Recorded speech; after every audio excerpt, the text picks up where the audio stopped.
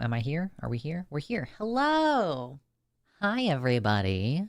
How's it going? Hopefully, everyone's well. There are so many people already in here waiting just to hang out, just to chill. I don't even have any specific plans for today. I mean, I guess I've got like some topics floating around in my head right now. So I guess you could say I have the loosest idea of a plan.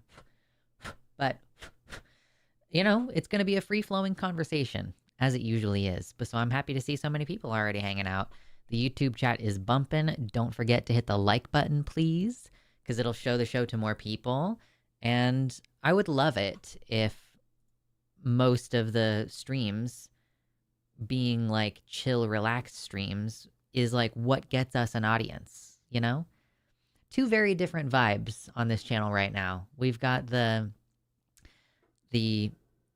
kind of channel uploads at the moment, which are just debates. That's pretty much it. I am going to do a video this week, I think, well, with what's left of the week, perhaps. But either this week or next week, I want to finally make a video about the Kansas driver's license thing, because it's just, I don't know, it feels wrong to completely ignore it, and yet I didn't have it in me to have an initial kind of immediate reaction to it. We did talk about it on Takis, and I considered just taking the part of the show where we talked about the poll, Jack and I, and just re-uploading that. But I don't know. I ended up deciding that it kind of deserves a little bit more attention than that, I think. So we'll see about doing that. Yes, concepts of a plan. We have arrived. Hello, Ember. Okay, where is my website chat? Come back to me. There it is. Okay. Hello. Let's see. Who is in the website chat? That's this one over here. This is not Twitch, by the way. I don't have a Twitch. This is my website, luxander.net/live, where you can watch this live stream, and it's also more beneficial to me if you choose to donate, if you do it directly through the website rather than on Super Chats. But I still appreciate your Super Chats. Thank you. Anyway, hi, Becky. Hi, Riffs. Hi, Shakespeare. What an incredible day, truly. Hello, Trinket. Oh, we're talking about the Mimic. I see. Hello, Noah. Hi, Methy. Faulty Branches. Hello. Oh, my goodness. That was surprising. Hopefully, okay. Is this anything that I actually need to care about? Sometimes I get a text message, and it's my job. So I have to respond to those. Sometimes it is something pressing. It's like if Jimmy texts me, and I don't answer, sometimes there's a phone call. And so I try to be attentive. Yeah. Hi, Tima. Hello. Year 6 of me being mad at Kansas for the birth certificate BS, and I was only born there once. Terrible life decision. Yeah, it's so interesting because I remember I was actually in group therapy for trans people, like a trans-specific group therapy that I was in, support group that I was in, which would have made that 2018, 2019, somewhere in that range, which is when they changed the procedures in Kansas to allow people to change their birth certificate for gender-affirming reasons, the gender marker on your birth certificate, not the name. You can always update the name. But I remember they had recently made that change go into effect, but I didn't want to change my birth certificate to say male. I was like, oh, there's no X option, so there's kind of no point to me changing my birth certificate. Although at the time my ID, I think I had changed my ID by then to say male. I think I did that in like 2016 because at the time I was on testosterone and I was trying to pass as male, and I felt safer under the Trump presidency, or the idea of a Trump presidency. I think it was in like 2015, 2016. I can't remember. But I was like, oh, I feel a lot safer passing as male in this context. And now that I'm not trying to pass as male, I'm like, well, I guess it might as well say female. Like, I don't know. So I'm just, being trans and having identity documents that are accurate is tough. And it's especially weird because I live in Oregon now, and it's legal to change it. Like, you can change it without medical proof here, and there is an option for X. But again, because of safety reasons, I decided I didn't want to go with X on my driver's license because I don't want to you know, if I get pulled over or whatever, like I just don't, yeah, I just still don't think it's safe. So, yeah. But consequently, that also means that because my legal sex in this state is female, if I apply for something or fill out paperwork or do information like that, it's legally the most accurate thing for me to say that I'm female, which is kind of fucking annoying. Isn't that being in the closet such a privilege? Wow. Remember Calvin Guerra taking an absolute shit about Becky Dog has donated non-binary $50. people? Oh my gosh. Part for being awesome, part in thanks for joining Cirrus' recent collab. It was fantastic and is why I found ya. Thank you, Becky Dog, for the very generous first time $50 donation. That's incredible. Yes, I had so much fun. I think we talked about it on stream beforehand, but I don't think I've streamed since then. So if you didn't see, I did do a collaboration hosted on Cirrus channel with a bunch of other YouTubers, and we all reacted to this transphobic video by King Critical. And yeah, he was like, here's 10 reasons why trans identity isn't valid, and we each took one reason to respond to. Like each creator took a different chunk of the video to respond to. So I did one of the reasons, and you should go watch the full video in order to see my segment. It's worth watching. Yeah, it was a lot of fun. But what was I in the middle of saying? Thank you so much. Oh, I'll add that to the total here. I don't have a specific goal for, you know, the goal is $100, but I don't have a specific like thing that we're going to do at the end. I haven't checked the Mimic. I don't think there's anything in the Mimic right now. I mean, the treasure chest. I could take my shirt off and do the flexing, or I could take my hoodie off and do the flexing, I should say. Did I tell you guys that I found out that, so I did recently a body mass test thing. I started at a new gym, and the gym offered this as part of the services for when you start a new membership. And so I got like a biometric scan or whatever of my body. And I don't know if it could be a scam. Where is that video? It's on Cirrus channel. Let me get a link for you in the chat. Sorry about that. I think I also shared it on my community posts page on my channel. I believe I did, but I'll go ahead and post a link anyway. Wow, Cirrus posts more videos than I do. Here we go. Open, copy link address. Paste. There we go. And I'll put one in the website chat as well. Website chat. Show kitten if goal is met. Yeah, possibly. So the thing is that I took her to the vet today, and I'm trying not to upset the lady. She's in charge, and I just don't want to piss her off. So she's also like hiding in a place that's kind of hard to get to right now. So, okay, are we loading into the website chat now? Come on. I had to log back into my own website chat. And then it won't actually let me post. So anyway, sorry, I can't post it in the fucking website chat. I don't really have the attention span to deal with the fact that it won't let me log back in. Anyway, yes, the mega collab was very fun. I feel like my eyes have gotten worse recently.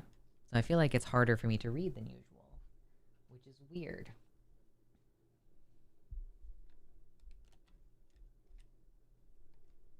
Yeah, Kitten has had a very full day. Yeah, poor girl. She got multiple shots and she got a pill. Like she's been through the ringer. So I'm just glad that she still hung out with me afterwards. Like I took her to the vet and I brought her back and she was like, okay, I'm a little annoyed, but I'm not gonna like hide and I'm not gonna like be mean or anything. She's playful. She's still at that age where she'll, you know, if you walk past her, she'll kind of act like she's gonna try to grab your foot, which I really do not want to encourage. But she'll, you know, if you touch her belly, she'll go, but like pretty gentle. She's like aware and quite gentle with her paws. She's a little bit more strong in the teeth, but yeah. I think that's just playful kitten energy. It's not like aggression, especially because sometimes if she's just bitten you, she'll pull back a little bit and like give you some licks. So it's like, you know, clearly just she's like a year old, so it's just kitten energy stuff. It's pretty great though.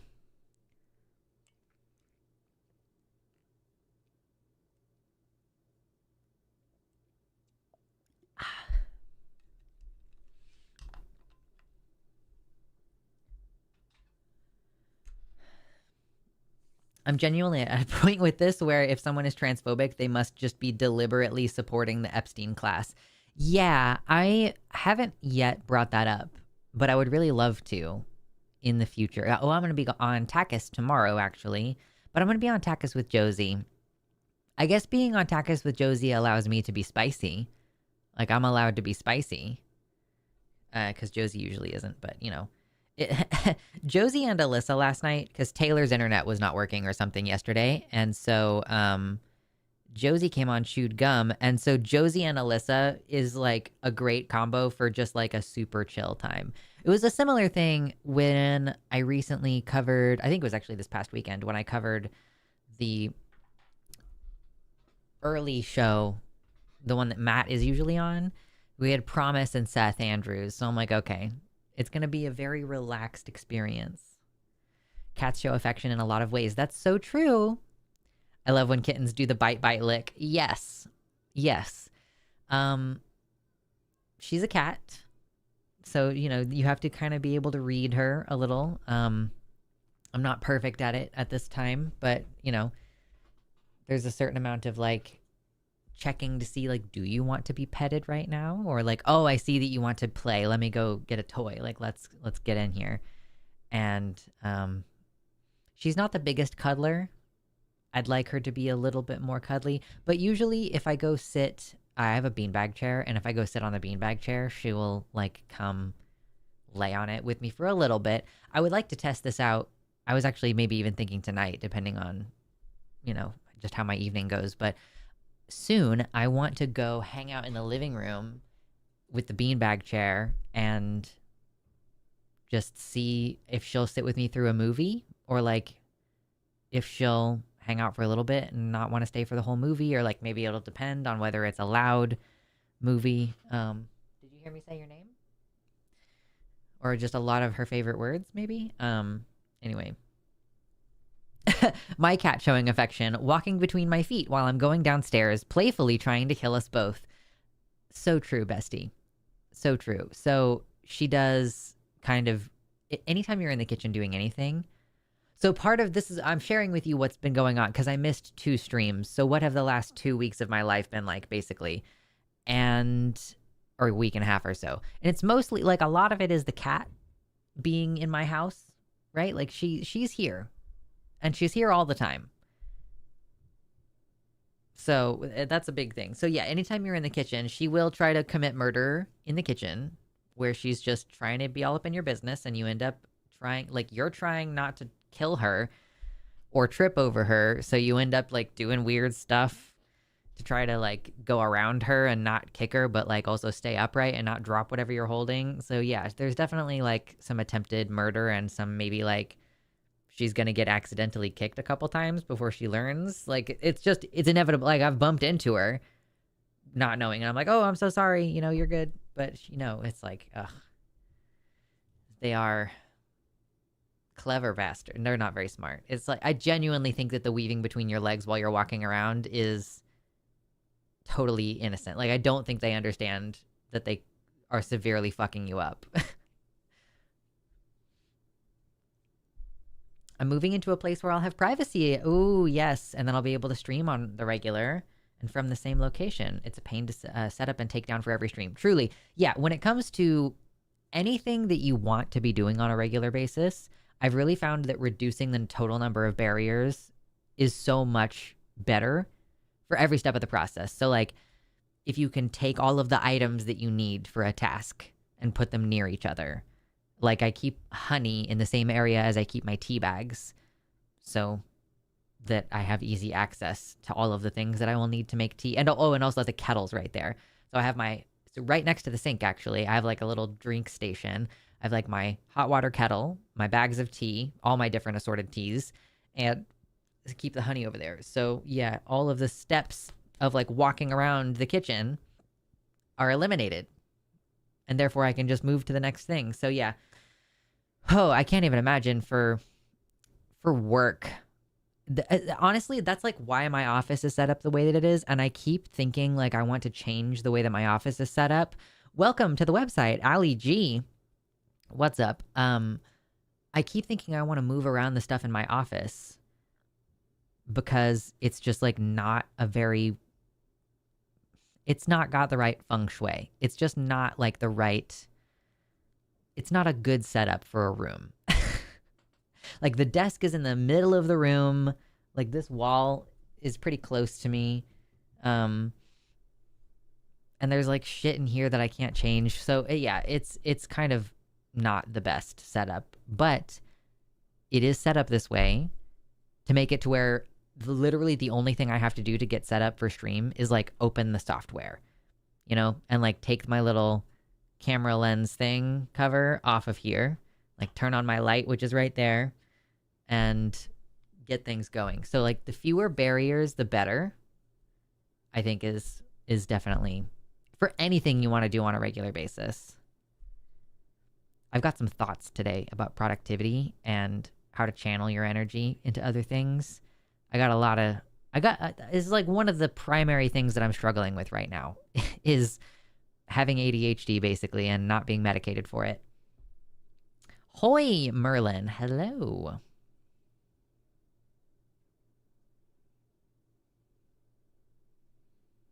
My plan is to put my desk facing the corner so I don't have to worry about mess in the background and keep the push-up bra and deep cleavage shirts ready to go for stream so I can stream within a few minutes of getting out of the shower. Yeah, that's fair. I like to keep as much distance between my bedroom and my workspace as possible, but I guess that doesn't mean that I couldn't bring some clothes here into my office and just hang them in here somewhere. It's an interesting point.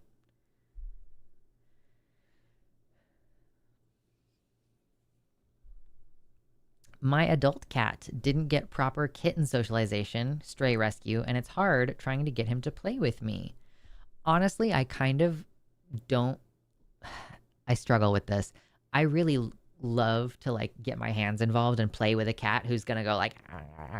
I love it. But also, I feel like it's not great behavior to encourage. Because what if you have guests or whatever? I don't know. But... So I'm struggling. I'm stuck in that. But I do sometimes redirect the playfulness to like a toy.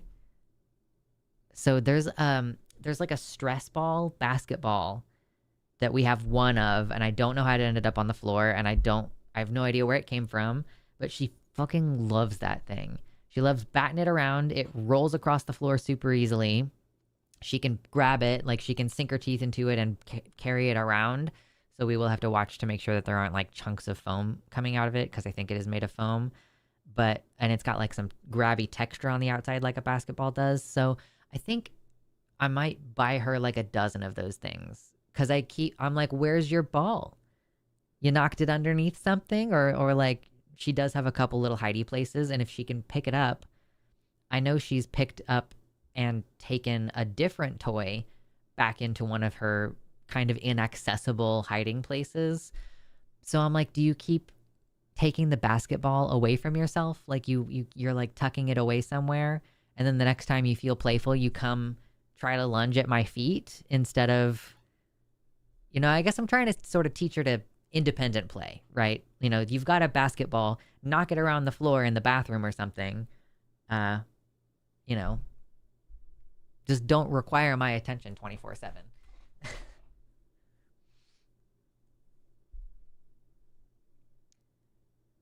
Oh, also welcome to the website, Jenna. I didn't notice you're new to the chat. I see that now.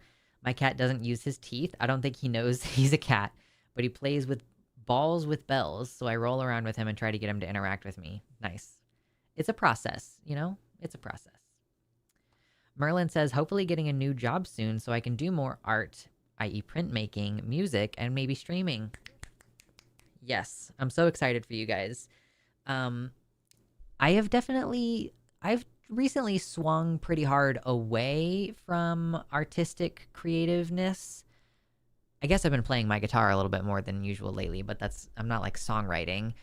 Uh, I've been wanting to do more artistic stuff, but I have recently stumbled on a new passion. Don't cats get kind of lonely sometimes when they're the only cat around?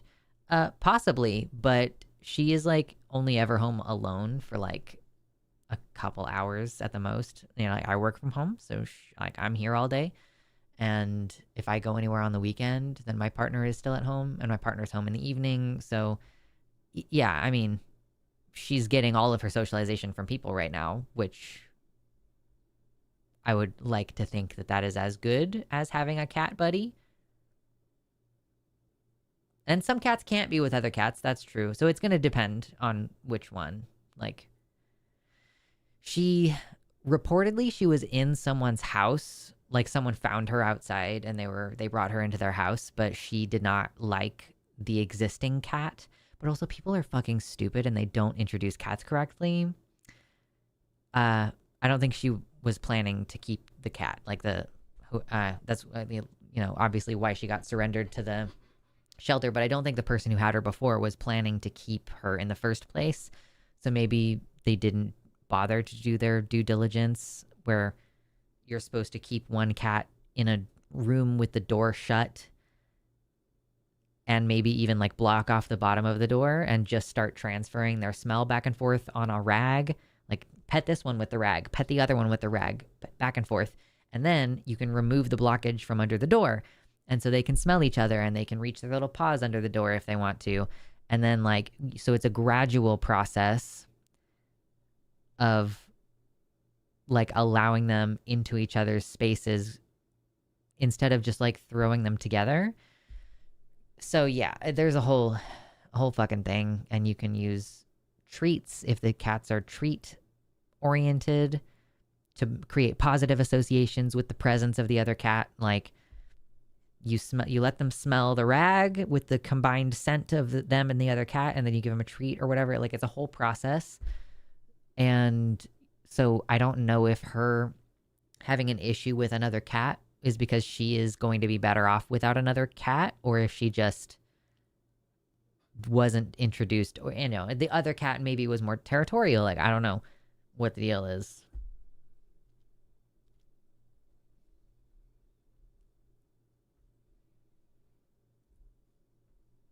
My Void Boy hates that he is the only basement cat now. He's taken to yarling for no reason while walking around the basement. It sucks extra because I just started a new job, so he is alone for 8 hours a day. Yeah, I do feel bad. Currently, Miss Lady she's had worms, and so I haven't been letting her really into our bedroom at all. And so I actually just found out that she was treated for worms at the shelter or whatever, but she has tapeworms and not roundworms. So basically the treatment that they gave her has been not doing anything to help her with her worm situation, and they gave her a pill to fix it. So, you know, hopefully that'll stop being a thing that I have to continually clean up after. And then she can go in the bedroom when the worms go away. And because right now, we did let her in the bedroom the first night, not knowing that she had worms. And since then, we like lock her out of the bedroom every night. And I feel sad about it. She does sometimes start, like you said, yarling early in the morning. And one time she did wake me up doing that.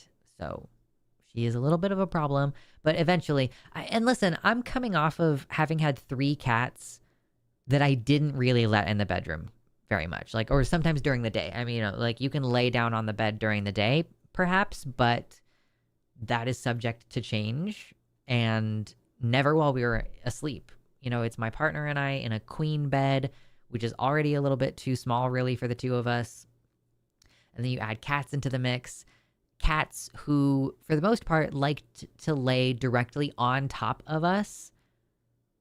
And if you're like, my partner has restless leg syndrome. I am like a rotisserie chicken between like laying on my left side and laying on my right side.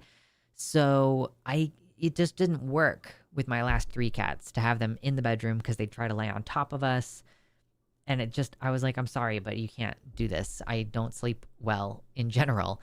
And so for her, she sleeps more like to the side. So I'm like, okay, I could see it working for her to be in the bedroom potentially. I want to at least try it out, but absolutely not while she has worms. So, yeah, it's gross.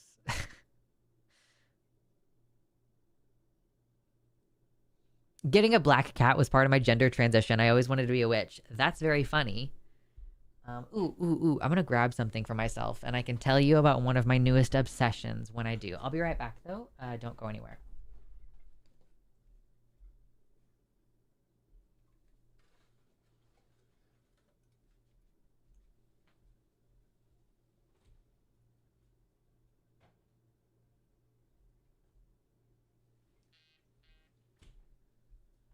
Okay. One of my new obsessions is...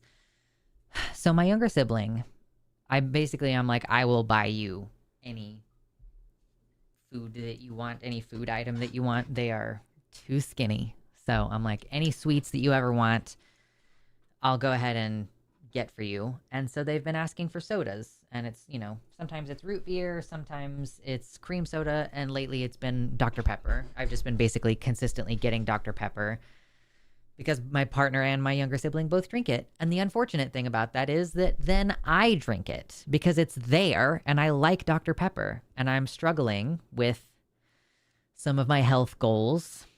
Like, I didn't even know. So I understood that sugar is bad for you because of your teeth. Like I just kind of always was like, oh yeah, they say sugar is bad for you. And like, it's because your teeth, you got to brush your teeth. I did not know until quite recently that sugar actually raises your bad cholesterol. So like, and I've been like, okay, let me cut back on sugar along with everything else that I'm doing to try to maintain my heart health. And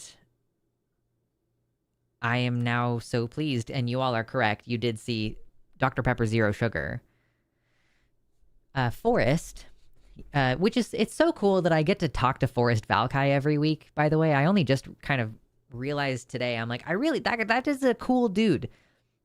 I didn't really, I knew of him a little bit before starting to work with the line, but not hugely.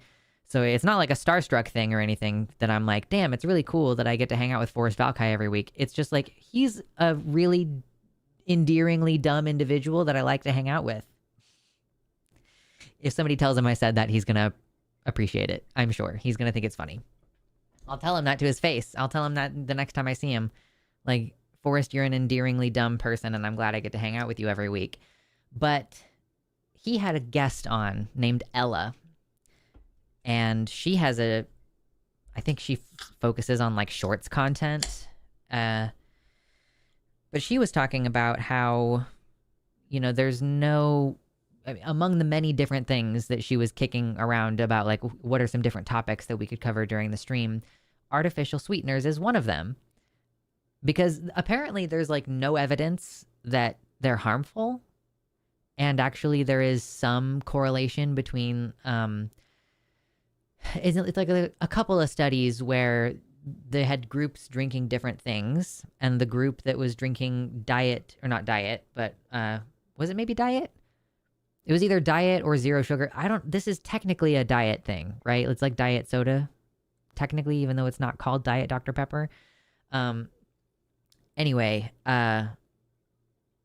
there's no evidence that they're harmful, and there might be some evidence that they are actually associated with weight loss.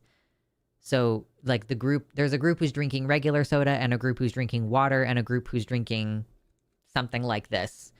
And the group who's drinking something like this actually has slightly more weight loss outcomes, like slightly better weight loss outcomes than the group who just drinks water. So I thought that was really interesting. And, it's clearly not the same. as Dr. Pepper, but I don't think it's bad.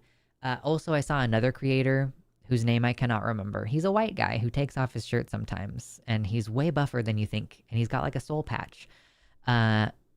Anyway, so he mentioned that like the same sweeteners that are in this, when he was talking about like, oh, I prefer to use this sweetener in something else because it's the same one in the sodas that I drink all the time.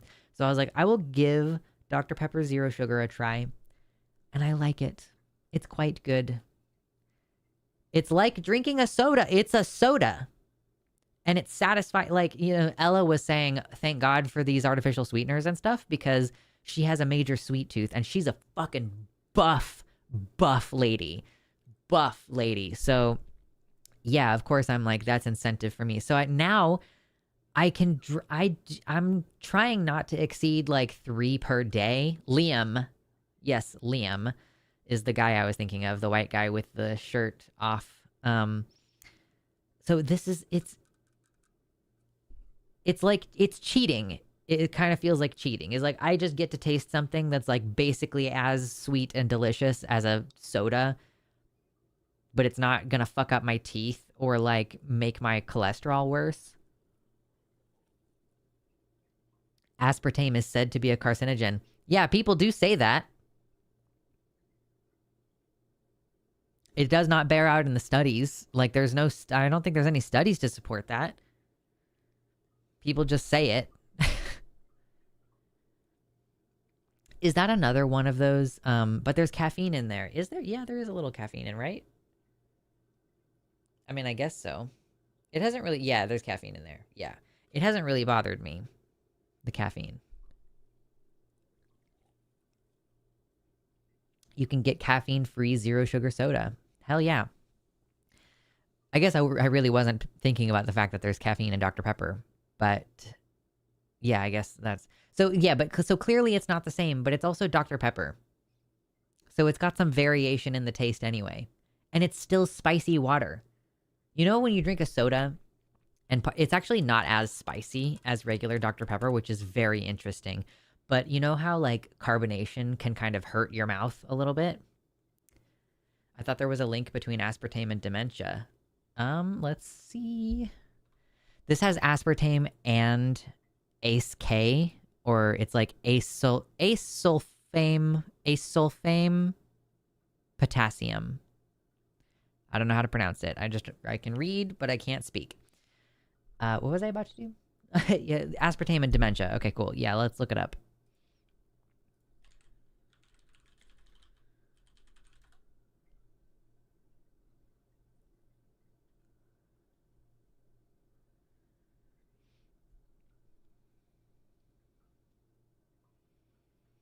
Okay.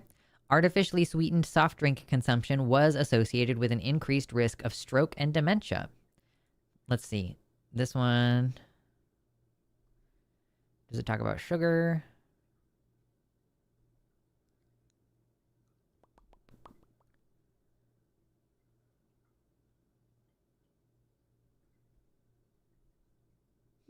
Okay, so here's one study with 2,800 participants, almost 3,000 participants. Excuse me. They tested for, they were looking at the association between consumption of artificial sweeteners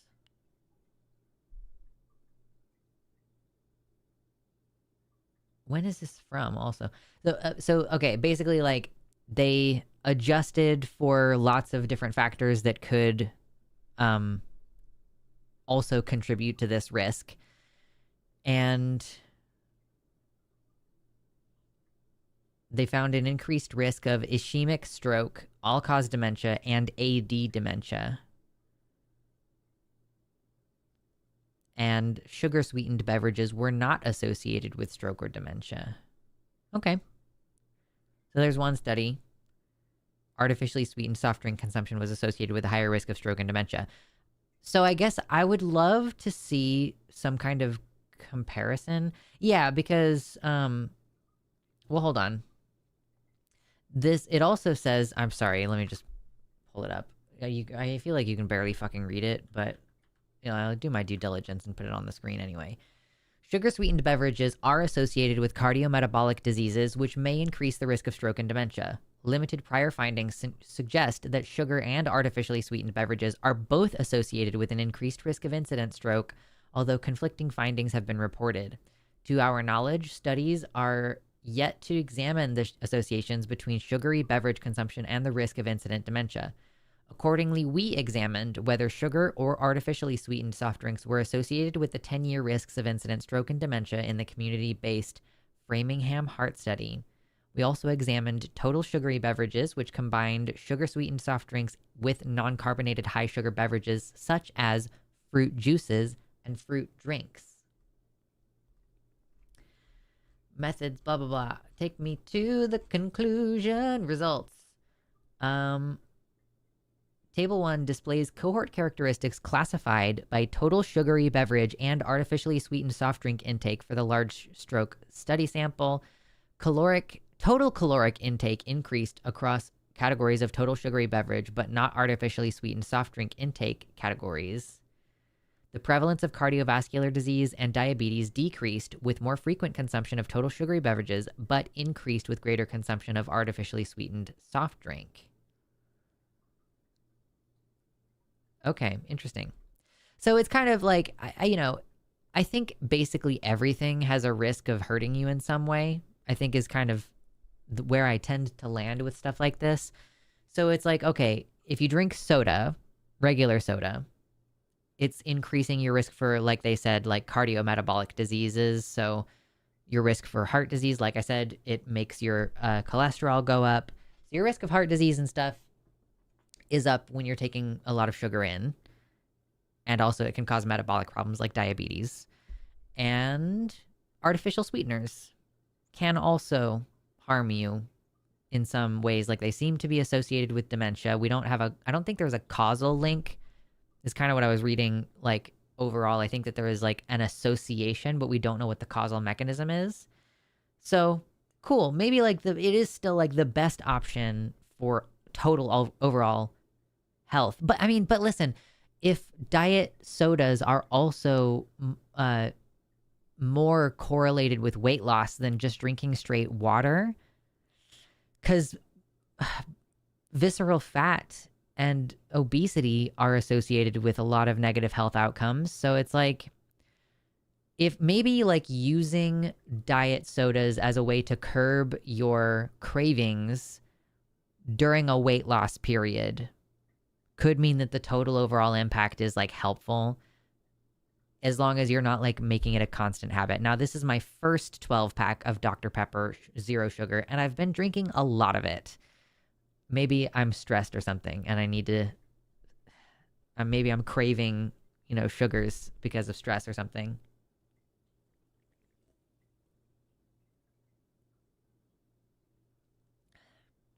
Yeah, the worst thing to drink by far, oxygen dihydrate. It's, that shit's terrible for you. It's awful. It kills thousands of people a year. And we don't even talk about it.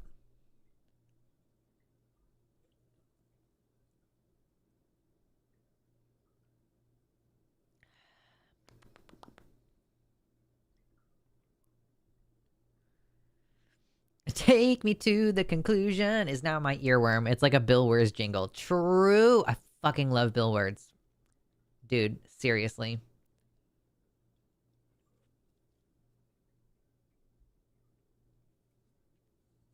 Drea, hi. Says, my laptop died, so I missed some of the convo, but my understanding from studies is that your body still treats artificial sugars as if you had consumed sugar, so it still prompts the normal insulin response. Also, hi. That's a great question. Do artificial sweeteners trigger insulin response?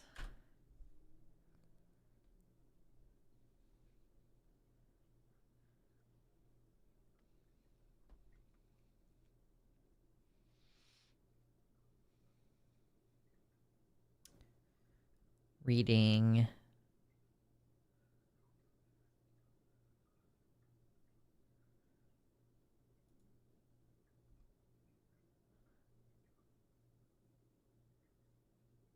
The advantages and disadvantages of artificial sweeteners for diabetic patients. Yes, I'm familiar with the abstract concept. Again, take me to the conclusion. I'm not gonna... Oh, yeah, this one. Acesulfame,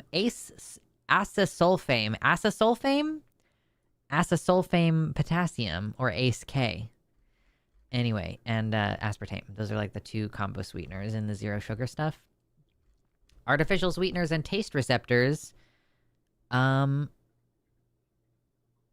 Interesting. Interesting stuff. Okay, take me to the conclusion, please. I wish to skip all of the annoying reading. Listen, I am trying to hone my scientific reading, and I'll talk about that in a little bit, but I don't want to do all of it on stream right now. Where is the conclusion? There it is. Notably, the effects of artificial sweeteners depend on individual differences, including the gut bacteria, and may increase blood glucose levels, promote atherosclerosis, and increase cardiovascular risk and total mortality. Therefore, the replacement of sugar with artificial sweeteners in patients should be monitored over time for changes in blood glucose and body weight, as well as intake, and future guidance should be based on gut bacteria data.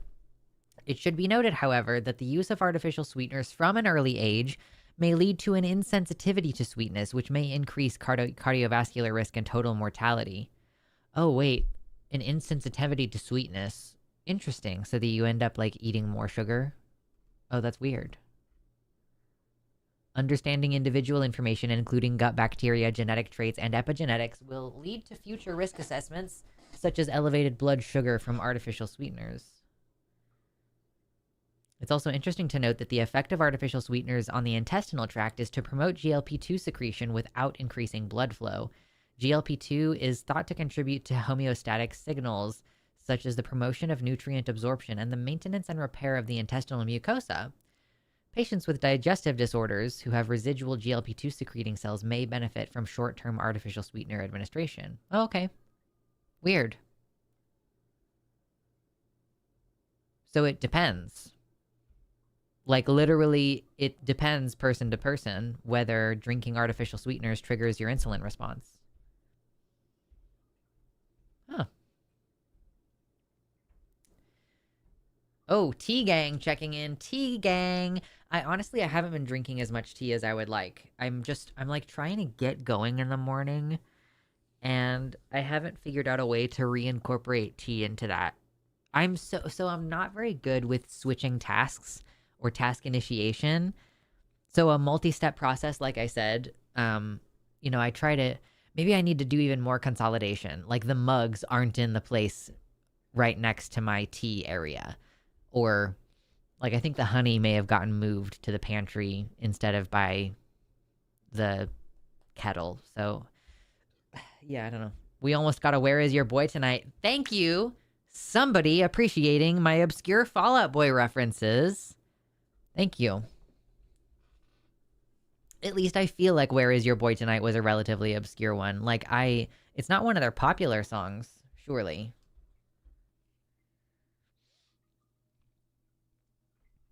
Ooh, just learned I can have an electric kettle in my transitional housing. Fuck yes. Hell yes. Honestly, I think not enough research has been done on sweeteners. There are too much lobby and money involved. I could see that being a reasonable thought. I feel like everything in moderation, you know? Like, drink enough water and it will kill you. Hypothetically, if you drink enough, or if you eat enough broccoli, it will kill you. You know, if you drink enough coffee, it'll kill you. Whether that's in a direct sense or, like, over time, you know? So, it's, moderation. Live a good life. I feel like I am a very health-oriented person, right? I still wear an N95 everywhere I go. I am on this, like, health journey with trying to get my diagnosis and stuff, and there's all this shit going on. I kind of lost my thoughts there. I got my train of thought. Moderation. So I was told, right, that I needed to change my diet, which, like, again, thank you to the people who bought my food processor. I have now started to make my own hummus, and I made some smoothie bowls so that I could have some breakfasts to pull out of the freezer. and it's been great. So anyway, I was told that I needed to make a dietary change, and I have. I'm doing like the Mediterranean diet, which I was also trying to count calories, but I think I want to not do that and instead just like when I'm hungry, eat large amounts of vegetables and just, you know, just eat lots of really filling vegetables instead of snacking on chips. And maybe that will just be a natural, a natural change instead of like trying to count my calories. I don't know. But anyway, I'm not like overnight changing my entire diet, and I'm not going to deprive myself of everything that I love, right? I'm going to eat bacon super duper duper rarely, but I'm going to eat bacon sometimes. Okay, cool. This soda that I'm drinking could give me fucking Alzheimer's, right? But I'm going to do it a little bit anyway. And sometimes I'm going to drink alcohol, even though that is also associated with like strokes and stuff. Birth control is associated with an increased risk of cancer and strokes and blood clots and stuff, right? So fucking pregnancy has a risk to kill you or permanently disable you, right? So there's like all these things taken on in moderation with a reasonable understanding of the risk. Moderation, nah. Lift heavy, drink diet soda and protein shakes by the gallon. Don't overcommit to activist work on top, do overcommit to activist work on top of your full-time job, make thirst traps and depressing news TikToks, live in denial of potential health problems. This is how you be healthy, like me. Exactly, Meffy. That's right. Pump it up. Pump up the volume on that.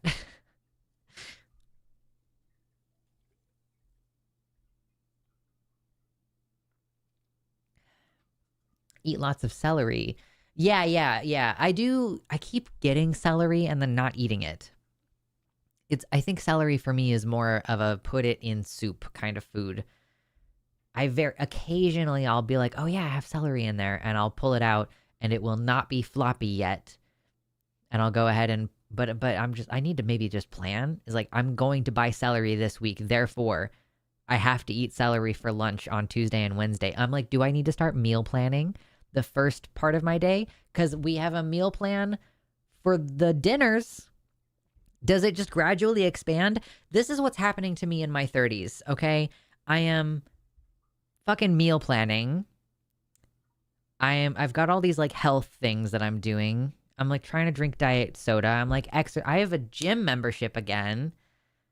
I'm going to the gym like, the goal is to go 5 days a week. I kind of fucked up my back last week, so that was my bad. But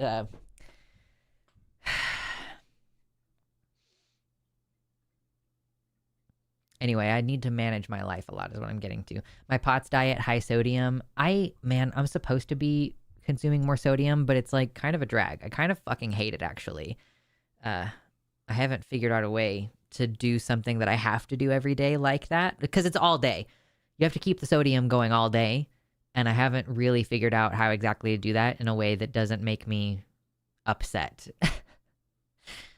So that's it. Celery is an amazing vehicle for peanut butter. That's the main thing. When I eat them, thank you, Nike, or Nico. Okay, 1 second. If I eat celery raw, it's always with peanut butter. But like I said, I'll like buy it, and then by the end of the week, like I remember it at the end of the week, and I'm like, oh shit, the celery's all floppy now. And I guess you could still technically eat it, but no, I don't want to. For sodium needs, perhaps get some regular sodium vegetable juice. Don't like, it's like, they're all really, it's like tomato, it's all tomato. Like, I need something that just has no flavor. Honestly, like I do have some sodium pills, and I don't know if it's that I need to take them like while I'm literally in the middle of a large meal or something, but I don't eat multiple large meals a day. So, but every time I take one of the full sodium pills, it makes me think I'm going to throw up. And then I don't throw up, but I get the whole like the mouth saliva thing going. Like it's a full body experience. But that's what I want. What I want is to just take a fucking pill. but I had to do that like 8 times a day. But I would rather do that than have to taste it, because it's like the taste is just getting annoying. I don't even like pickles anymore right now. I love pickles, but I'm like, I don't want to eat pickles because I've overdone it. I'm like in a phase now where I don't even want to eat green olives, and I fucking love green olives, but I just don't want to deal with it. Maybe I need to get some garlic stuffed olives next time, or I'll get some feta and garlic stuffed olives and like feel a little bit better about myself. Anyway, thank you, Nico, for the $10, or the 10 quid. Says, hi Lux, I just wanted to say I've been in a very dark place the last couple of months, but listening to you from time to time comforted me and helped me slowly rejoin my social circles. So thank you. Nico, that is so good to hear. I'm glad that you're doing well. And it's especially important to get out of your house, right? So, even if you're just going for a walk by yourself, but if you can, go for a walk with a friend, that's even better. So I'm glad to hear that you're doing well. And let me bring my chat back. Hello, chat. As someone with a salt tooth instead of a sweet tooth, I do not know how to relate to this conversation anymore. But you can overdo anything. I love salt. When I was a little kid, my mom worked at like a bunch of different Sonic locations, and she would sometimes like take me to work with her because she didn't have anywhere for me to go. And also we just bought Sonic a lot because she worked there, and I guess she got like discounts maybe. But at Sonic, I don't know if you remember when we were younger, because I don't think they have them anymore, but they would have those paper. It was like a little paper thing, and it had 2 tubes of salt in it, and you could rip open one half and get one half of the salt, and then you could rip it off the rest of the way and get the other half of the salt. I would eat those. I would take one half and pour it directly on my tongue, and I would go nom nom nom nom nom nom nom, and just eat an entire thing of. I would do it more than once. I ate those like all the time. So I think I do like salt. I'm just tired of it now it's a requirement thing. You know what I mean? Like it's like, I don't enjoy it anymore. I'm like, ugh, my heart is acting up. I'm getting weird symptoms, and now I have to go fucking eat salt. So it's about, you got to find a way to make it enjoyable. Chicken broth. Chicken broth is a very enjoyable. I need to get back into my chicken broth era, because that was a good way to do it. Miso soup, also a relatively good way to do it. Add some soy sauce to your miso soup.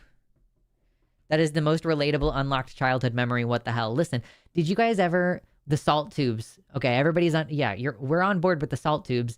Did you ever like basically chemically burn your tongue from the salt tubes? I would let it sit on my tongue for a long time, I think. And sometimes my tongue would be like a little bit raw. This sounds similar to my reaction to snow. Liked it when I was a kid, hate it now. Yeah. What if you use MSG? Okay, so the problem, John, that's a great recommendation. What if you use MSG? It's sodium, but it changes the flavor in a different way. I think that it very specifically is not sodium in the way that matters, right? Like part of the reason why people use MSG is that it brings like a salty flavor, but it doesn't have the same cardiovascular impact. I can check MSG for pots. MSG contains 2/3 less the amount of sodium compared to table salt. So you'd need to take more than just regular salt, according to the Reddit.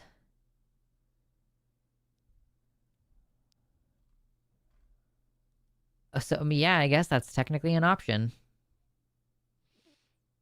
Somebody in the comments said, by weight, the MSG has 1/3 the sodium compared to table salt, so you'd have to consume 3 times as much to get the same sodium content.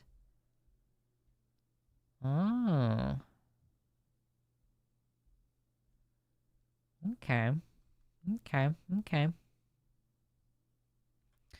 Well, maybe that's an option. Just work it in there.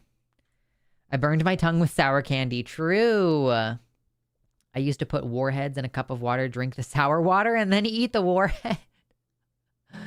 Yeah, I definitely hurt my tongue. Sour Skittles was my thing. You get a sour Skittles. My mouth is watering right now. You get the sour Skittles, and I would eat them like usually one at a time. It wasn't until later that I would start doing like a handful of Skittles. But with sour Skittles, I would eat them one at a time. I would like suck all the sour off, like, and then eat the Skittle. And then at the end of the bag of sour Skittles, there's a bunch of citric acid powder just kind of hanging out in the bottom of the bag. And so what you do with that is you lick your finger and you stick your finger in the bag, and then you pull your finger up and it's covered in citric acid, and you go, and then you go, wow, wowie. That's basically how that goes. I know. I gave myself a craving for sour Skittles. Look, I'll just drink more of my dementia water. My dementia Alzheimer's artificial sweetener Dr. Pepper. The pink salt is low sodium as well. I don't actually think that's the case. I think that the pink salt has like traces of other minerals that do not impact your health in any way. You'd probably really like the sour soup recipe I shared in the food channel. What are you guys up to in the Discord?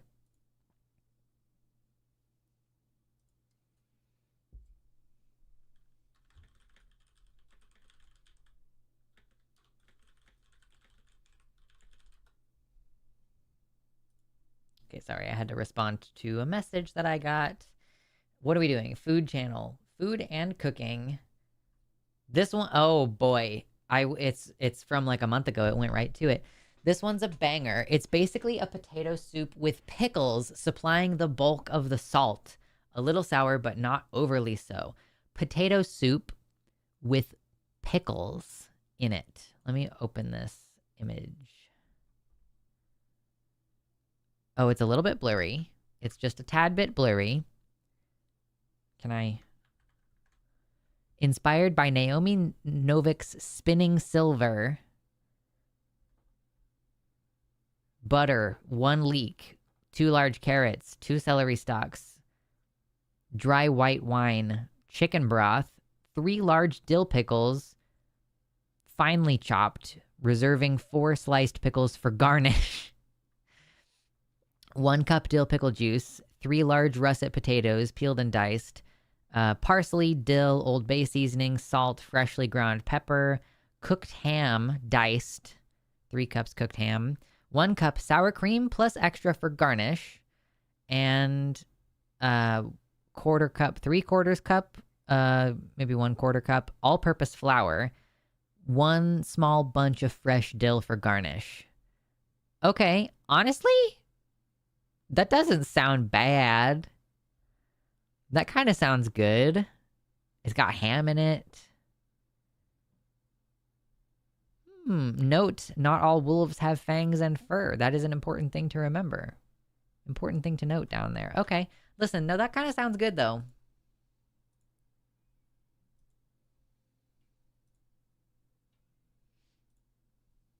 Okay, that's pretty cool. I'm into it. I'm into it conceptually. In the name of my transcestors, I shall try this soup. It's so funny too, being like, I am not, like I'm not a trans woman, but I have just always been into salt and pickles. It's like culturally, I fit in very well with the trans girls. Yeah, basically a potato soup with dill pickle flavor, right? Yeah. I guess the only thing that's kind of weird about it is that I guess this is just a totally different type of potato soup. Because I usually make a potato soup that's real heavy on the dairy. Maybe even not real heavy, but I put usually heavy cream in it right at the end. I'll use like a mixture of maybe the milk, I guess. If I put milk in it, that doesn't usually come in until the end. It's usually like primarily chicken broth, or at least chicken bouillon and water. But yeah, I always make a pretty dairy oriented potato soup. Sometimes I'll even add cheese to it. Sometimes I'll even add cream cheese to it. So I guess that's why pickle seems like it would be odd. But if I followed this recipe and I used like white wine and also, I just prefer Yukon potatoes for basically everything. So russet potatoes, they're starchier, so they might create like a thicker soup just kind of on their own. But beer cheddar potato soup, that sounds crazy.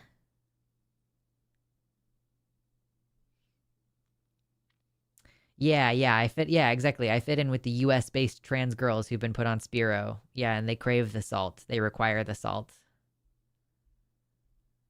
TBH, this is one of the first things I've heard that I don't align with trans women with. Yeah, it is specifically trans women who are on a blocker called spironolactone.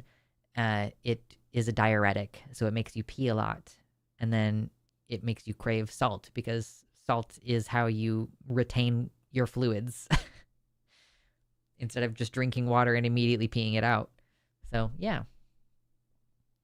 Oh my gosh, Emma says, this reminds me of the pain soup I made during lockdowns to use up the excessive amount of ginger and chilies I had at one point. Pain soup. You're really trying to feel something. It's similar to me and like it's so strange and I don't know why. The zero sugar Dr. Pepper is not as spicy. Like the carbonation doesn't hit your tongue and like hurt. And it turns out that sensory seeking is part of why I drink soda. I'm like, yeah, but I want it to kind of hurt a little. Like I want the spiciness of the carbonation, and I'm a little bit disappointed that I don't get it here.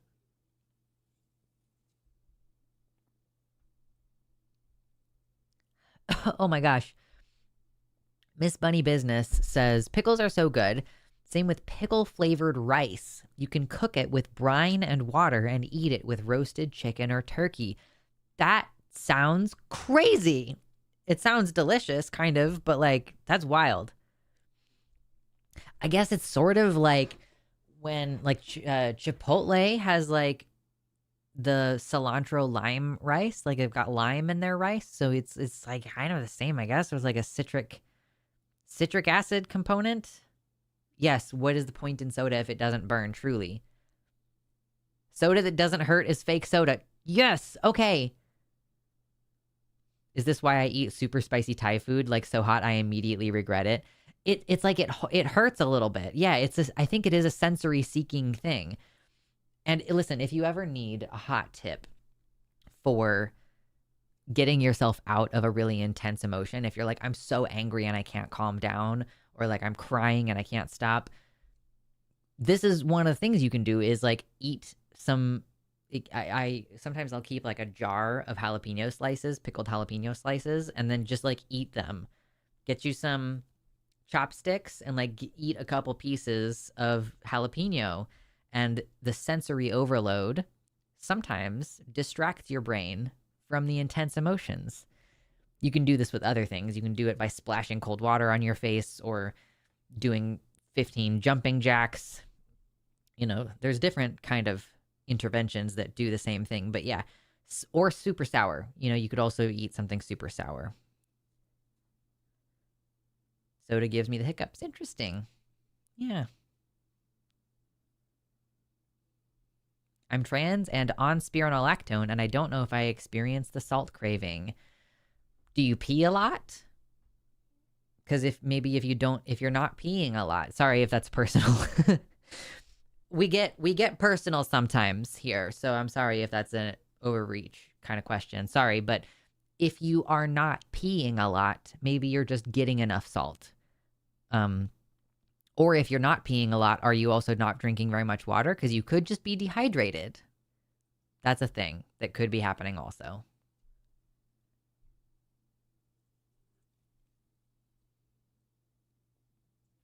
The only things I enjoy eating are very crunchy or very salty or things that will hurt me.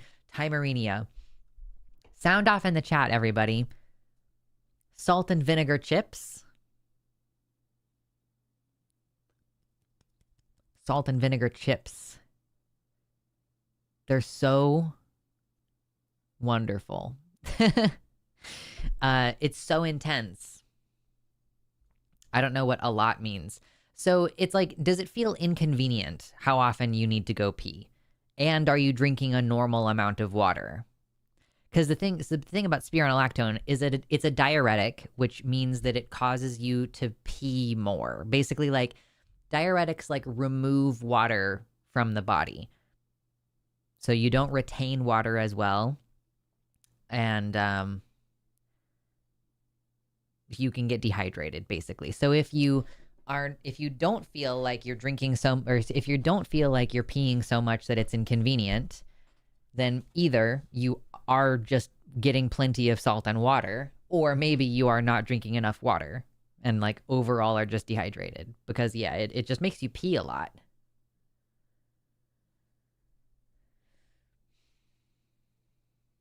I don't usually like vinegar, but I fuck with salt and vinegar chippies. Salt and vinegar chippies. Yes. Vinegar is so amazing. Yeah. Bobot says, I don't like what happens to my mouth when I eat salt and vinegar chips, but that's why I like them, right? Is like, you know, we're saying we like to eat spicy, we like to eat sour. I'm like, I don't like them all the time because it can be kind of overwhelming. Just like I don't eat sour shit very often. Actually, I have some kiwis that are about to go bad in my kitchen right now because they, they're so intense. Like kiwi is just it's just really intense, right? So I don't eat salt and vinegar chips very often. But yeah, the fact that they kind of hurt your mouth. Yeah. Does anyone else eat salt and vinegar chips until their mouth bleeds? I don't know that it's ever bled, but I also don't really look that closely, so. I have some apple cider vinegar kettle chips right now. That sounds fire. I've never had those, but it sounds fire. Timarina, yes. Give me the lip-destroying chip. Yeah, I do. I kind of have to be careful with chips that are extra salty or extra vinegary or too wide, because especially if I'm trying to eat, like tortilla chips can be kind of wide. If I'm trying to like eat a tortilla chip and it gets that like salty irritation in the corners of my mouth, it will actually give me a herpes breakout. Usually not a big one from like a mechanical irritation like that, but yeah, but I just got a new prescription I can start taking Valtrex on a daily basis again and just kind of suppress oral herpes outbreaks. Did you know that you can do that, by the way? So here's a couple. I'm going to use my soapbox of like I'm here and there's 87 people, which, by the way, thank you for hanging out. I don't have a specific plan for the conversation today, so we're just kind of talking about whatever, and I'm reading the chat and we're chatting around. But herpes, it exists locally in the place where it is. So you have to be careful not to transfer it on your own body. Like if you touch your herpes sore on your mouth and then touch your eye, you can then get herpes in your eye. Or if you touch the herpes on your mouth and then you touch your genitals, you can give yourself genital herpes, because there's two different strains of herpes and they can both live on any of your mucous membranes, basically. And you can also shed the virus when you are not symptomatic. Like even if you don't have a cold sore. Also, cold sore outbreaks fucking suck. I had one in December and I felt like I had the flu. It was fucked up and I couldn't sleep. It was just not a very fun week. Yeah, so anyway, but you can shed the virus even if you've only ever had one outbreak. So if you want to do oral sex with someone that you don't want to use barriers with, it might be a good idea, to get you a little bottle of Valtrex and just take it as a daily suppressant medication. Because I think a lot of the time people take Valtrex as when you get a cold sore to make it go away. But it also reduces the viral shedding in between outbreaks. So yeah, honestly, I just kind of feel like everybody should be on Valtrex. Like, I think we could effectively get rid of herpes in a couple of generations if everybody just took Valtrex every day. Because if you reduce the spread to like very, very rare, then you're going to like, what is it? Is it 60 or 80% of people, of adults at least, have been exposed to herpes or are carrying herpes? It's some crazy number, but it's like a majority of people.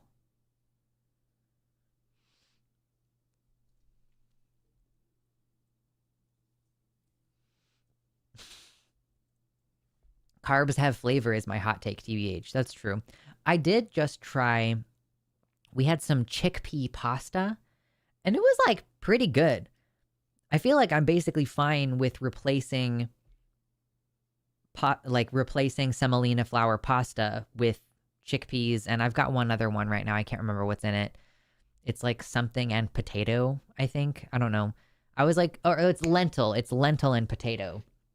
So I was like, let me try a couple of alternative. They're definitely more expensive, but I wanted to try some alternatives to pasta because I mostly want to maintain my overall lifestyle, but just make small dietary changes. So, dude, if you can get pasta that is basically unnoticeable, because you're always putting a sauce on there, what are you doing? Like, what are you doing? With your pasta, you're putting a sauce on it. You're eating it with something.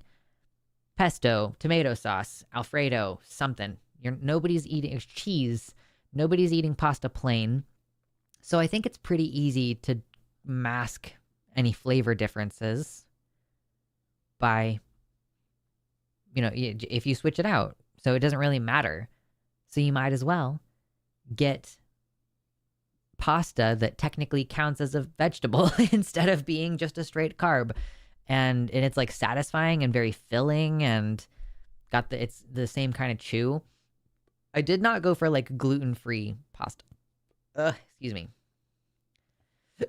I am the monster that eats plain pasta now and then.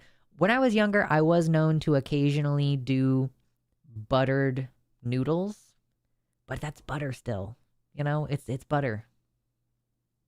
Yeah, butter. Yeah, salted pasta with butter is yum. Truly.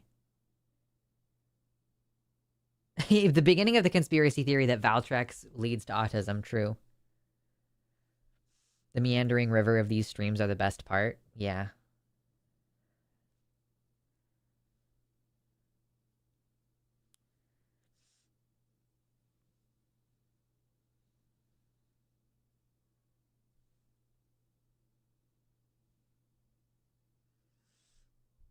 Doxypep is a post-exposure prophylactic.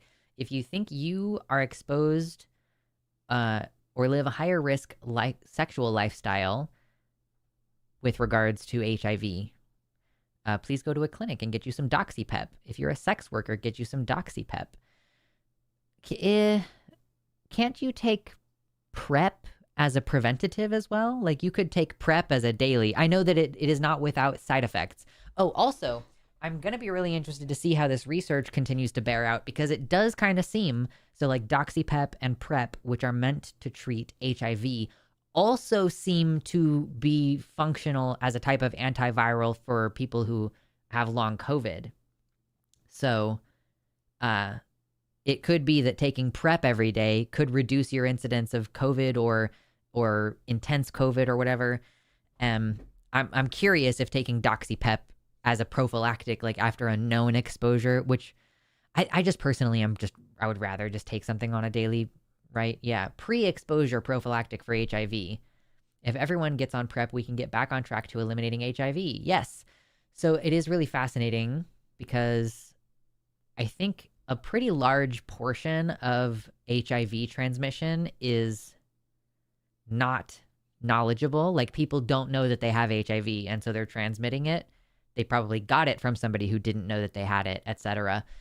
Obviously, there are situations where somebody's like, I know that I have HIV, and through a mistake or something, they accidentally infect someone or something, whatever. But in this day and age, you can get basically down to an untransmittable level. So as we continue, we are actually in a situation where more and more heterosexual people have and are spreading HIV because they are just not on it in the same way as the gay community is with testing and, like reducing risk and taking PrEP or DoxyPep. Yeah, so we're starting to see a shift where HIV is becoming almost more of a straight disease when obviously it's not.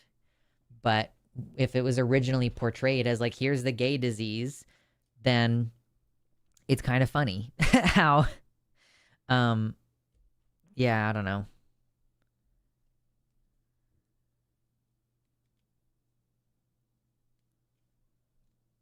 I didn't know you were trans. I've just seen you on the line. Hi, hello.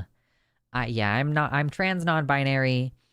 It's interesting that you're like, I've seen you on the line, but I didn't know you were trans, because mostly what I do on the line is the Transatlantic Call-In Show. Is it not well known that we don't let cis people host the Transatlantic Call-In Show? We only let trans people do that show. So, yeah. I checked about herpes. Yes, about 2/3 of people have HSV1 in the form of cold sores, even though it's still not commonly known or acknowledged.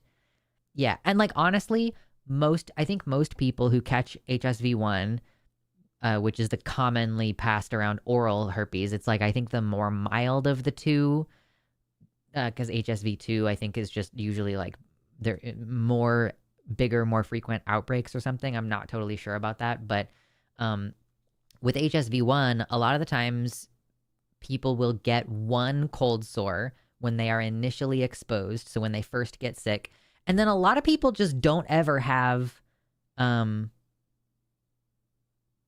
don't ever have another outbreak. So it's, for a lot of people, they might be like, oh yeah, I had some gunk in the corner of my mouth for a weekend, and then they never get another outbreak, so they might not know that they have herpes.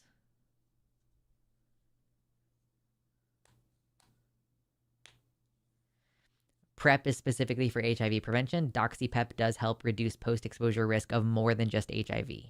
Hell fucking yeah.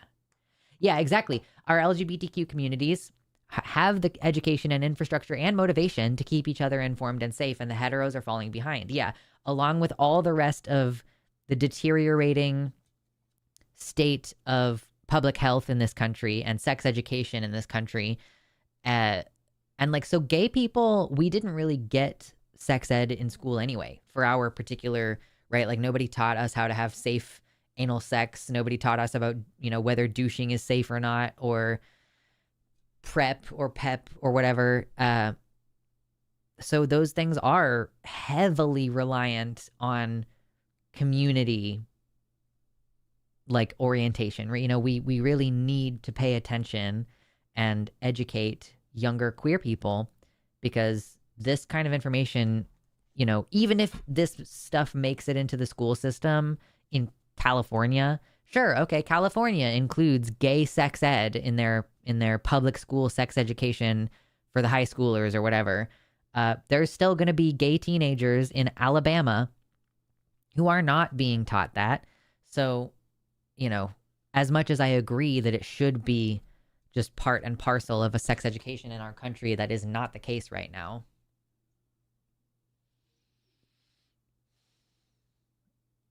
Transphobic callers never want to talk to actual trans people, so they don't call TACUS. That's fair.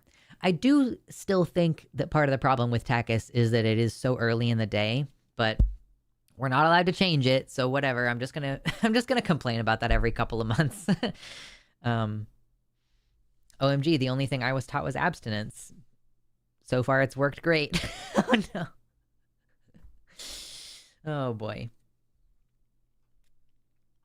April Fools for TACUS, just put in 2 cis people.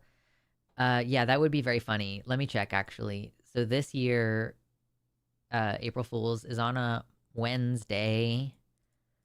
When is it next year? Next year it is on a Thursday, and I do think it would be very funny to have Forrest and someone else do, maybe Forrest and Jovan. Ooh, that would be fun. Okay, so here's how it should work. Here's how it should work. On that one, I think what we should do is the hosts are cis, but the hosts donate their earnings to the trans hosts. Like, how funny would that? So, because it would probably make a lot more money. Like, if we got Forrest and Jovan on the transatlantic call-in show, they would be the spiciest callers, right? That would be, first of all, fucking hilarious. And if they took like the money that normally they would get from their hosting, like percentages and stuff, and just split it, instead of going to the two of them, split it 4 ways amongst the trans hosts, and then we don't have to work, but we still get like a little bit of, like, you know, half of what Forrest would have earned and half of what Jovan would have earned. That's very funny. I don't know if maybe that's just me. I don't know.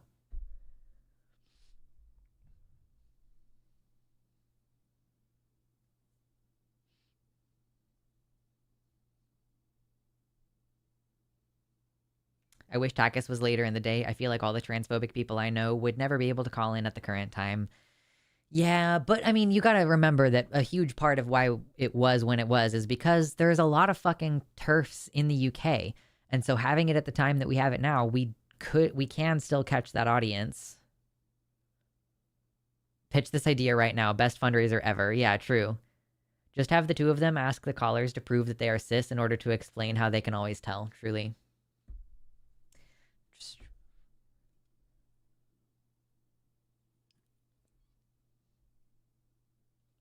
I don't remember seeing a Forrest and Jovan stream before. Would that be a first, or is my brain just mush? That's a great question. I know that Jovan most of the time is doing Jimmy's show with him. Like, when has he even been on? Which one is Jovan? Oh yeah, that's very funny. Haha, you're very funny, Jimmy. I feel like we don't really have Jovan on the line super often. He's going to be on with Matt once this month, next weekend, right? What is today? Today is the 11th. So yeah, this upcoming Sunday, Jovan is going to be on Matt's show at the afternoon time. But for the most part, he's otherwise typically just doing the political show with Jimmy, which means he can talk about trans issues. But he's not like limited to the God issue in the way that we kind of try to focus on the God issue on the line. Let's see. Was Jovan on at all last month? Yeah, I think Jovan is more of like a backup ringer for the line as opposed to Jimmy Snow and the line. But I don't know if Forrest and him have ever done a show together. I think it would be fire if they did. I think it would be very, very, very entertaining. Yeah, Jovan on with Matt again in January. So that's kind of funny. I was like, oh yeah, put on Jovan with Matt. I don't really understand the logic behind that, but okay. Come back, chat. I miss you. You or one of the other trans hosts definitely has to be the God voice to jump in when needed, though. So Arden is pretty much almost always the person who's producing Takis. So even though she's stepped back from her hosting duties, she still is producing on the line. And she produces every Takis unless she's going to be out of town. Like I did it one time. But yeah. We also, as producers, we try not to jump in very much. Like I try to reserve most of my comments for like in between calls or during the super chats, unless I need something producer wise. If I'm like, hey, can you back the fuck away from your microphone, please? But otherwise I try to let the hosts do their thing. And I think even when the trans topic comes on, even if it's on the trans show, but that's also like a year away. You know, we got a whole year to workshop the April Fool's show. I believe Forrest has been a guest on Jovan's channel at least. Listen, okay, so I told you all this before, or maybe not you guys. It might have been,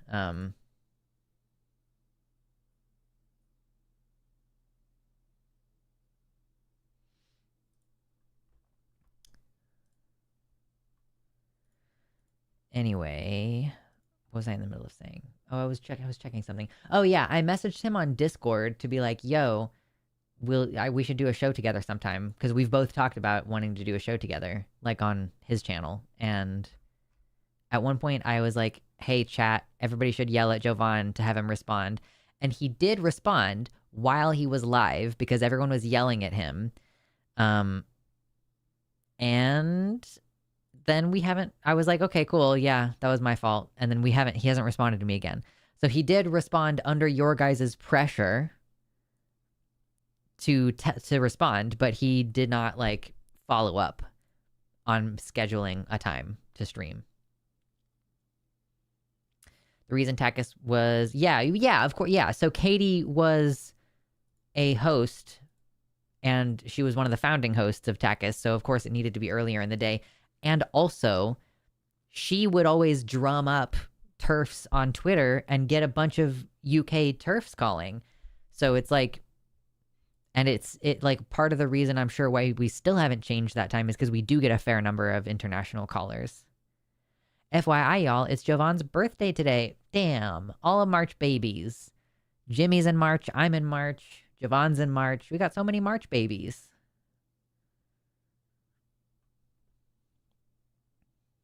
Forrest jumps on Jovan's stream whenever he can. Okay. He's definitely mentioned you on stream among people he wanted to have guest. I know. I guess I should just go check and see what days he streams. Jovan Bradley. And just be like, hey, I have time at this time. Can I come on your show? That's probably going to have to be what it is.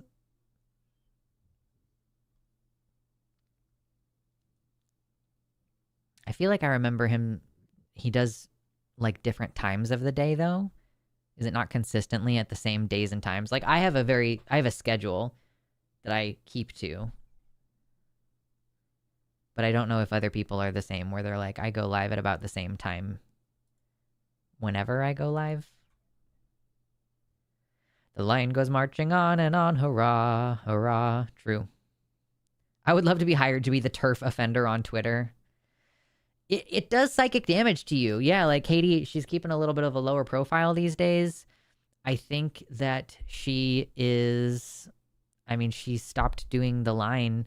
She's not like officially out, but she's also not on our schedule anymore. So I guess she is kind of semi-officially out. She's welcome back anytime, but yeah, she just fucking got real tired of it. She's just dealing with a lot of shit.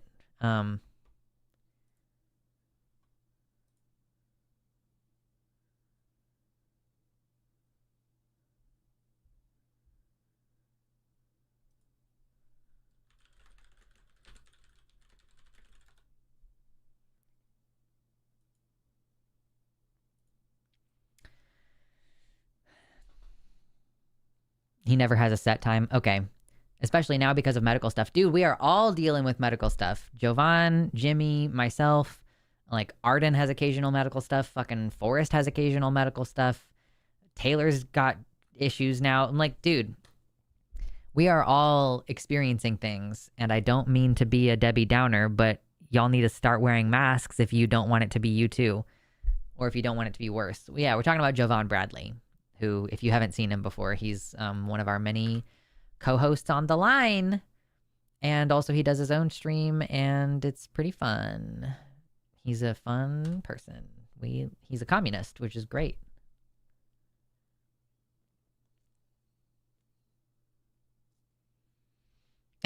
Yeah, being trans is exhausting these days. You gotta be messed up psychologically to do these debates for fun. Like me. Listen, it gets a lot of aggression out. If I can yell at people online and there's no consequences, basically, and I get to hone my arguments, I'm like, yeah, this is good. It's in a controlled environment. I have the ability to mute who's no longer on the schedule. Oh, Katie. I don't think we have Katie on our monthly schedule anymore. Not, again, like, she's welcome back anytime. I'm just noticing, like, maybe this scheduling format wasn't implemented until after she basically said she wasn't going to really make time to come back. That's more likely, actually. So. You're all stressed and falling apart from your jobs being about the world, being awful, clearly. I mean, honestly, getting away from all of that shit has been super important for me. And I'm still trying to minimize it more and more and more. I'm trying to remember who Katie was. Oh, yeah, Katie Montgomery.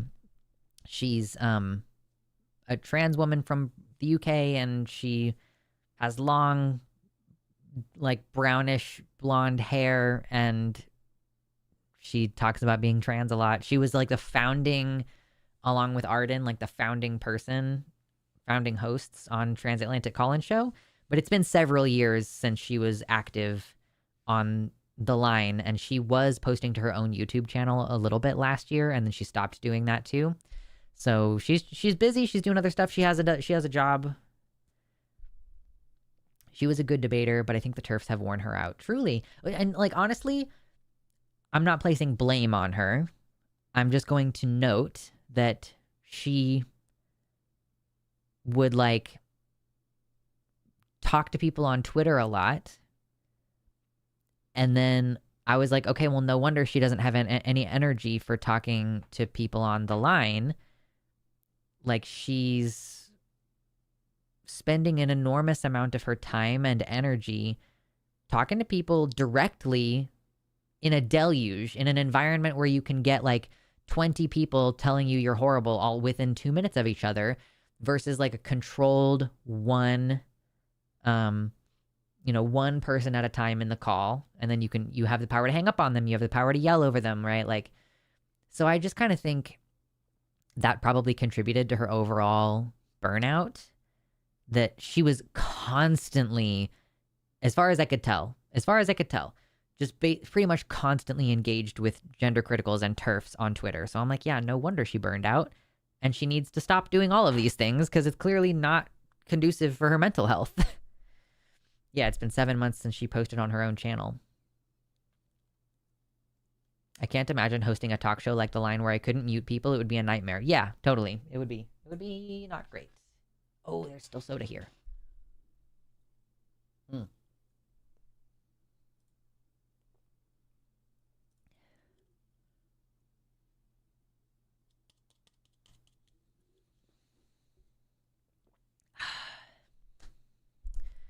Jimmy said that he's burnt out too, which is unfortunate. Yeah, I mean, we're all kind of trying to manage our exposure to all this stuff. So here's something that I've done recently that I want to just impart to you. I've got a couple things going on, really.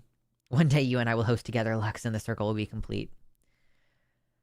So I just got a new RSS feeder. I used to use Google Reader, Google's RSS, and I was so disappointed when they got rid of it. That was before social media was really like the daily, for me at least, before that was where I was kind of getting my daily dose of information. I decided to look it up and see, I've heard of Feedly before, but there was some kind of controversy with Feedly. So I was like, maybe I'll skip that one and look for, just read some forums and see what people say. And I landed on this one called InnoReader or InnoReader. I don't know how to pronounce it, but so I got in here, and what I did was I went to the like feeds menu. Oh yeah, it was like add feeds, and I went to like these, okay, like hobby and lifestyle, what's on here? Where, I do like creativity. I like DIY and crafts. Let's see, what's in there. And then I followed like the whole feed. I clicked like follow all on a couple of them. Yeah, like follow collection. And that ended up with this situation where I had, like, look at this. This is like 1 or 2 days worth of stuff, and I've already unfollowed several. These are like, the ones where I was like, I have literally hundreds of posts from this category. I went into a couple of them and was like, okay, I don't really want to follow like New York Times culture or whatever. I don't need New York Times. So I got rid of that one individually. There's like these drop down menus. Oh no, I still have New York Times arts. Maybe I need to get rid of that one. But yeah, I was like, okay, which one of these within each category are the most offending ones? And I ended up just getting rid of entire categories already. I can't remember all of them. I'm like, oh, it turns out I don't need any of that. Hi, Mina. Hey, pretty girl. It's not your buddy. He's not home yet. And so yeah, I was kind of like, I'm trying to make this sort of my replacement for social media as your like, you get on social media and you want to scroll, or you're like consuming information passively.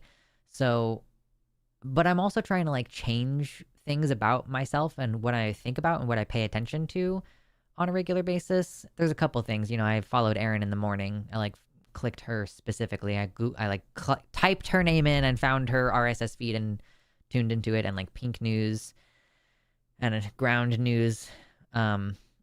Oh, there are issues with this feed apparently. Cool. Oh, probably because it's a subscription and I'm trying to get like a free service. Anyway, so I'm like, oh yeah, architecture and design. I might end up getting rid of this one, but I just thought it would be kind of cool, especially because I'm getting interested in like engineering. But anyway, so that might be something that you could do as a replacement. I got in a reader specifically because I saw someone say that you can also add certain social media pages to it. Like if you follow a Facebook page that you want to see see their posts, that it could do that. But that's apparently a paid feature, which kind of sucks because it's like the entire reason I chose this one. But my thinking was, oh, I already have, I do have some things on Facebook that maybe I want to get this, COVID news from this one page on my RSS feed. So like maybe I'll end up paying for an RSS service.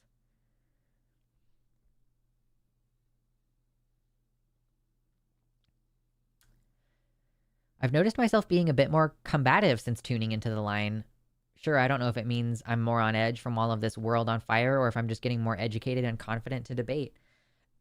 So I will say, sometimes you go through a little bit of an overcorrection phase. So maybe you are getting more educated and confident, and maybe that means that you're being, for the first time, you're trying out this more directly confrontational approach.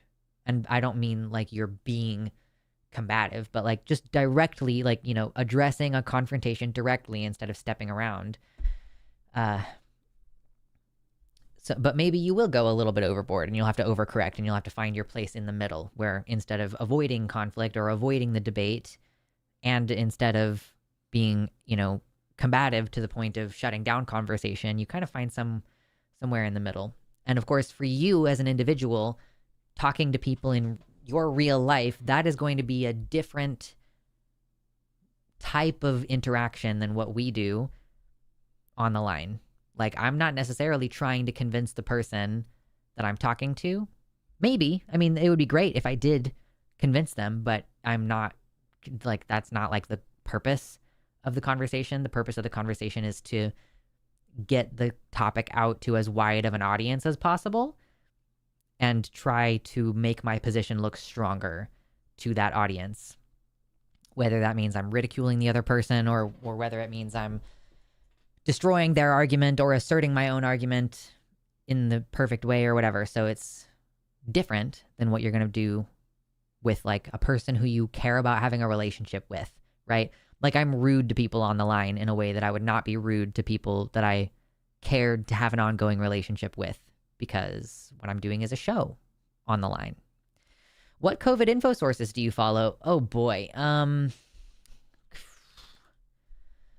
This is part of the beauty of social media and what I'm hoping to rebuild with my feed, like my new RSS thing, is I've just passively been following a lot of different things, and it just kind of comes up in my feed. Like, this is what I loved about Twitter when Twitter was still good, was that I could create like a tapestry and just kind of passively consume information from a lot of different places that kind of formed like the tapestry of my information web that I was being exposed to. So I would, follow a couple of Native American activists, and then I'm seeing Native American activism posts and also things about their daily lives. And then I see the retweets of the beading artists that they follow, and it changes your information landscape. So I don't necessarily have a lot of, off the top of my head, this one COVID informative person, it's like I follow a lot of COVID informed accounts on Threads and on Facebook, and I have a whole on Blue Sky. Hold up. Beesky. Give me my Beesky. Give me the beast key and free my soul. Okay, maybe I unfollowed it, but I seem to recall on Blue Sky there was there's the feeds function on Blue Sky. So I follow like the science feed and the gardening feed. I thought that there was one that was like COVID latest. Did I unfollow it? COVID conscious, long COVID and ME, COVID news and views. So yeah, there's some feeds, and then the where feeds show up is at the top here. So I do follow like the science feed, and that'll take me to all of the science accounts that are in that feed. Yeah. And what I have done on the RSS feeder is I have followed like this science journals one. So I've got Nature, Lancet, those kinds. And then I also have followed Energy and Water, which includes like Clean Technica, Energy Trend, Science Direct, Nature, Energy. These are ones that I haven't like pared down yet, of like the ones that I'm like, oh, this one has like 300 posts in one day, so I need to go through there and start deleting things. So yeah, I'm still very much in the refinement portion of having an RSS feeder that I just went and subscribed because I didn't have anything off the top of my head. Oh, Pink News and Aaron in the Morning and Ground News. I didn't have any other websites off the top of my head for whatever, like news that I actually want to follow. Maybe like Taylor Lorenz. Oh yeah, I should add Taylor Lorenz. What is her Substack called? Taylor Lorenz's newsletter? Looks like they do have one. 2 articles a week. Yep, that sounds like Taylor Lorenz. Okay, cool. So I followed her, got her on here now. Yeah, because the idea is to have a stopping point. The point of an RSS feed is that it doesn't keep scrolling forever. It's not infinite. I don't want to have 800 posts per day, which is functionally infinite. I want like a limited number. I remember, again, when I had the Google Reader, I got to the end of the day, and like I got to the end of the post, and then it's done. And you don't like keep looking, right? So there need to be more boundaries around this. Yeah, anyway. I want to tell you guys about something else. And I'm feeling a little bit hesitant about talking about it publicly. Even though there's nothing wrong with it. Like I'm just like, and I may have mentioned this already on stream, but I have kind of taken some steps since then. If I did mention it, it was probably only briefly. I feel a little bit weird about being public about it. And I think that that's mostly because I don't want to accidentally spoil it for myself. Like, you know that thing that you can do where if you have a project in mind and you tell people about the project, then your brain kind of loses all the momentum behind the project? So I'm a little bit worried about, and I haven't even posted about this on Patreon or anything. I guess this would have been good to put on Patreon, but... So you guys remember last year when I kind of all of a sudden decided to pursue an environmental career. Like I got struck with a passion. I just moved to Oregon. It's fucking beautiful up here. I want to be part of preserving the future. And I did like a little interview with a couple people who work in conservation locally, and not for a job, but like they were just helping me clarify. It was basically like an advising meeting. And they were basically like, look, don't discount your existing skills, right? You have an existing skill set in social media management, and a lot of these nonprofits that work for the environment need a social media manager, right? And so I was like, oh God, yeah, I'm like all ramped up, and I ended up applying for a job, social media management. And then I didn't realize how much competition there would be for that role. Like I and I'm competing against people with marketing degrees, which I just didn't really think about. I was like, oh, this is such a niche thing. There can't be that many people who are both interested in this job and qualified to do it. But I was incorrect. There are plenty of people who are qualified to do it and want to do it specifically. So instead of getting that job, which like that, again, that like realizing that there was a huge amount of competition. So like, you know, it's in demand, but not really in demand in the way that you need it to be. So yeah, I was like, fucking okay, great. And then I ended up getting the job at the Line. And I've been doing that since September. So this has put me in a position where I make enough money now that I could invest in my future differently. I'm thinking ahead. I'm like, am I going to be the producer for the Line for the next like 10 years? Or like what opportunities are going to open up for me through that pathway? Josie is like running for public office. I've thought about doing that so many times, but I don't think I'm ever going to. And like, I just like, there's not really a lot of upward mobility. Like if Jimmy decided he wanted to stop working as the person who's in charge of the company, he could hypothetically pass it off to Arden, and then I have Arden's job, which is like editing and producing and probably still hosting for the Line. So I just don't see a lot of like potential to increase my well-being. And also I'm like, how does this contribute to the future of the world? So I'm like, for a lot of different reasons, I feel unsatisfied. At the very minimum, I've been thinking about taking classes to expand my skill set within video content creation. I've been thinking about like, yeah, should I go ahead and take like a photography class to teach me some basic things about lighting and like how to do settings on a camera? And I also was thinking of doing a graphic design course so that I could learn how to use my Adobe products a little bit more efficiently. And then, I can make my own logo instead of having to pay someone to make a logo for me, right? I've been thinking about expanding these skills anyway. But then I had like a realization. I connected some dots in my head and I went, oh shit, that's actually a really good idea. So if you know the even deeper lore, you know, right before I started streaming as a full-time gig, basically, or like my primary thing that I'm doing, I was an electrician. And I went to technical school to learn how to be an electrician. I did a little bit of community college so that I could be an electrician. And it turned out to be really physically difficult. And I've just been kind of like, that's a dead end in my brain, where I'm like, I can't do the physical job of...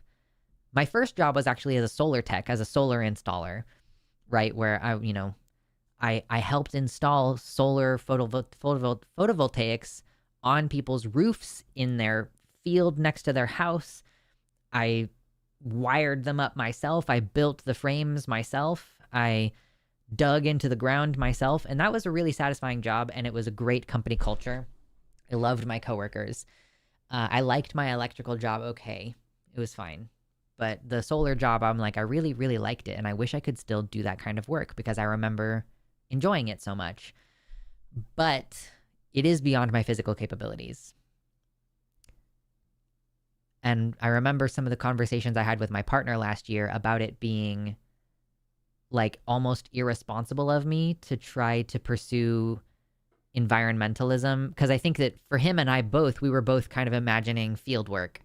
He was like, oh, are you about to try to pay for a bunch of college to do a job that you can't actually physically do? So I was thinking about all these things, how physically demanding some positions are. And I was like, oh, wait, what if I designed electrical systems?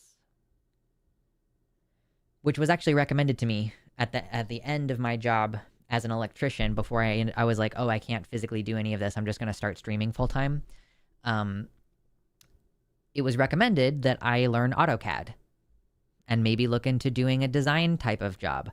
Now, I think that recommendation was maybe not the most fully thought out, considering how much school is required to do this kind of thing. But So this is kind of what I've been doing recently. I have been thinking about electrical engineering, and I've been talking to a couple of people about college and electrical engineering and like what goes into it. And I've been looking into people talking about what the jobs are like.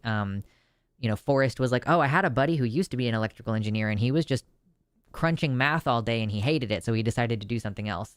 I am more wanting to do something like designing solar farms or maybe designing electrical systems inside of buildings or working with power systems because like, okay, we've got all these power lines that need to be replaced because they're all super fucking old. Like in California, a lot of the wildfires and shit that happen on the West Coast are because these old parts need to be replaced, but the companies are owned by, they're publicly traded. Yes, Justin Dizzy is an electrical engineer. He does machining, he designs machining, like machines, the electrical systems inside machines. I don't really know the details, but he is one of the people that I've reached out to get info, and he has been very generous in sharing his perspective. I want to do something different to what Justin does, but he did give me advice. He was like, if you're interested in power systems, this is what you should try to do. So yes, that's a resource I've reached out to. I love Justin. He's very cool. I was actually like, I'm sorry for adding to your deluge of DMs because we had just talked about how he has a ton of DMs. Too many to really reasonably keep track of. But I was like, okay, I'll reach out to him. I'll exchange a couple messages and I won't add to the problem too badly. But yeah, so I've been kind of looking into it and trying to figure out what would be required and, what's the time sink on that. Like, have you ever thought about how the apocalypse is going to come and how Texas is the only state that doesn't have an electrical grid that's connected to another state. Texas specifically made their electrical grid independent so that they don't have to follow federal regulations around their electrical systems. So every other state is connected to the others in the electrical systems. And we are going to need to modernize, right? Like I said, there's all this old equipment. And, oh yeah, like I was saying, the publicly owned, or not publicly owned, but the publicly traded, there are shareholders of this company that owns these power lines. That means that they don't replace things until they break and catch on fire. So we have all these miles and miles of electrical lines and all these oh my God, I'm trying to say transmissions. That's not the right word. Transformers.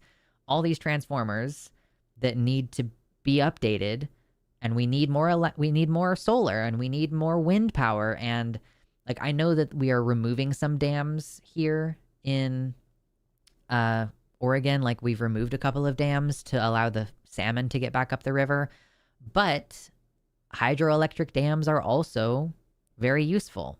So, I think of this as a type of apocalypse proofing, right? I will make so much money doing a job like this. There is like future compatibility. Like, it's not going, nobody is going to stop needing electrical engineers, even if everything falls down.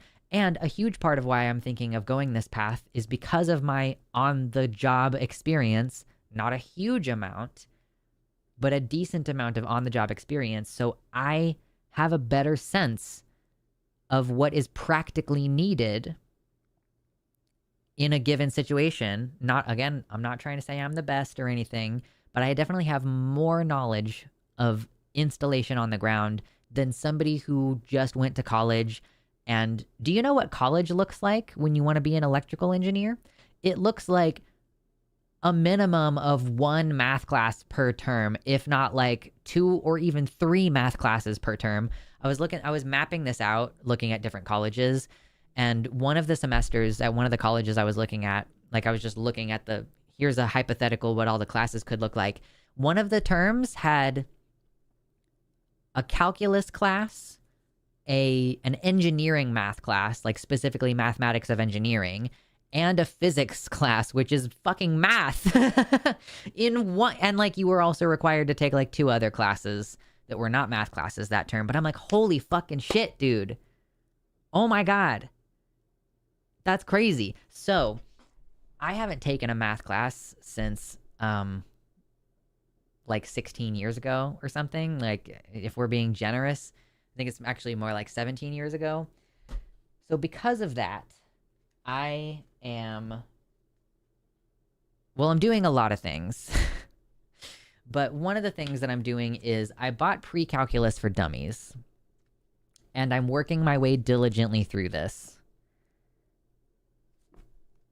Because I'm like, okay, let me find out if I am capable of doing math, if I'm interested in doing math. Am I going to be able to handle what is going to have to be 4 years of school? Like, it has to be 4 years of school.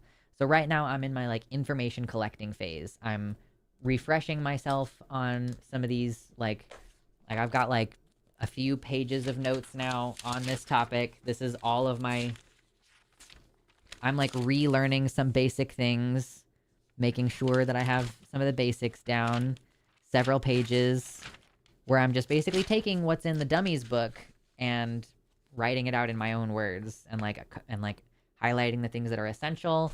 I have a bunch of flashcards. This is how I've decided to teach myself, is with flashcards.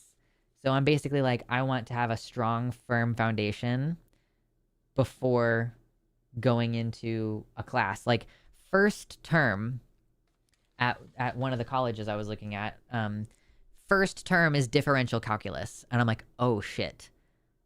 I haven't taken a math class since Algebra 2, 16, 17 years ago. So yeah, so that's one of the information collecting things that I'm doing right now. And I'm just like, it's just, I have a TV table set up next to my desk because my desk is a little bit messy. And I'm just, every day, I'm just doing a little bit of pre-calculus. Love a good flashcard. Yeah. And I actually, so it's weird to take actionable steps, but still feel like it's part of the planning phase. Like, I applied at a community college, which I've been thinking about taking some, like I said before, I'm thinking about taking 1 or 2 classes anyway. Like, oh, I could take a Spanish class at the community college, or like, ooh, is there an ASL class? Or could I take a graphic design class or something that would just help me with, or a social media marketing class, right? Like, I could do any of these things. So I'm like, okay, it doesn't feel like a huge step to apply just to get into a college. So I've done that. And I contacted an advisor, and I'm still waiting to hear back. But yeah, and it's really early in the year. Like, I'm acknowledging it's fucking springtime. Part of the reason why I'm looking into it right now is that I want, if I need to take a pre-calculus class over the summer, I want to know about it. You know, I might like if I run into a wall with the pre-calculus for dummies book and I go, oh, actually I need to take a class.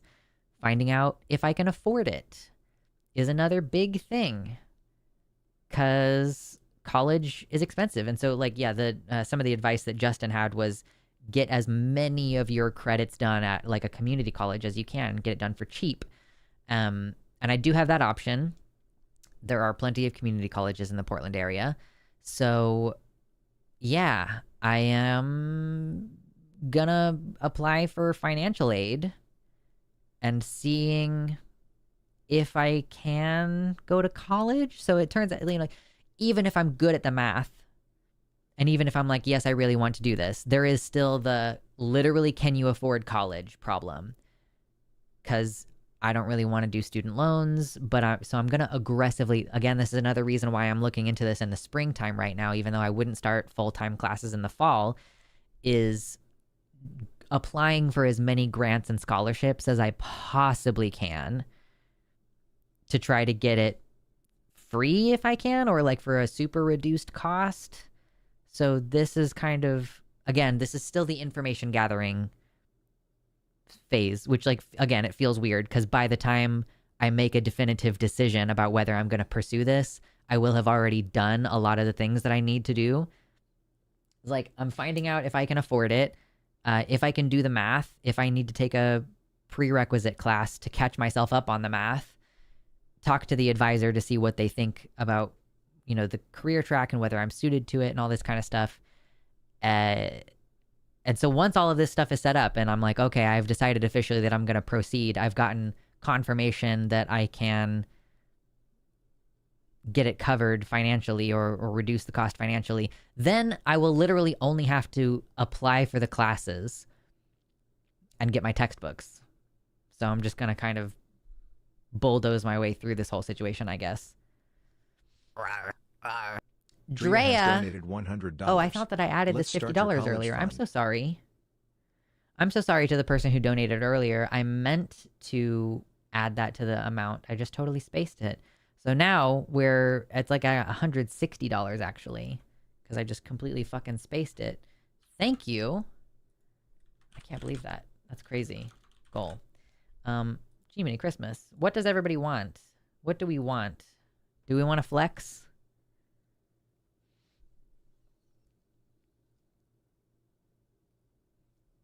Anyway, sorry, I was kind of ignoring chat for a second there. Come back, come back. I miss you. Giant battery farms to regulate the renewable energy is definitely a growing market, especially now there is cheap sodium-ion batteries. Yeah, totally. Batteries is a huge thing. I guess, yeah, designing battery farms. Sure. That's kind of in the same track as, like, designing solar. I tried going back for my master's in electrical engineering when my bachelor's was CS, computer science. And the first class back was differential equations. Did not go well for me. LOL, I gave up. Yeah, me right now. I'm like finding out if I can do math in the way that's required, right? Like, again, I did Algebra 1, Geometry, and Algebra 2, and I was like 15 the last time I took a math class.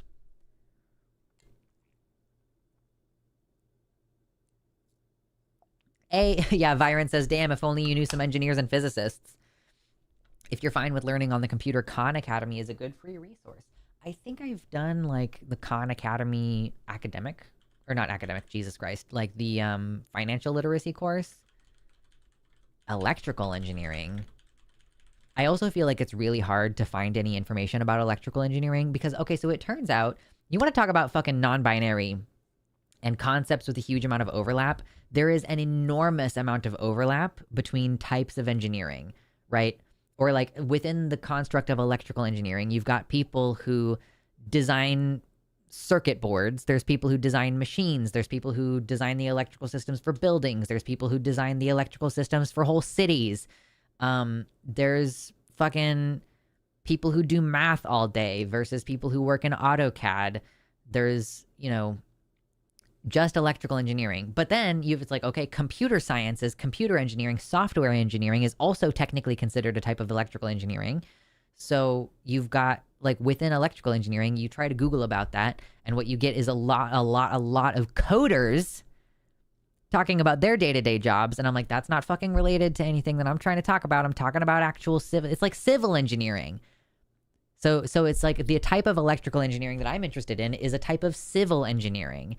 But then there's, like, chemical engineering. When you're talking about, like, photovoltaic cells, chemical engineering comes into play because the chemical engineering is what actually makes the fucking solar array work.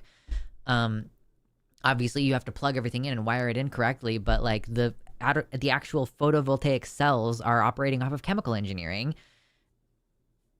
And, like, there's, like, structural engineering, which is part of civil engineering. It's, like, such a fucking...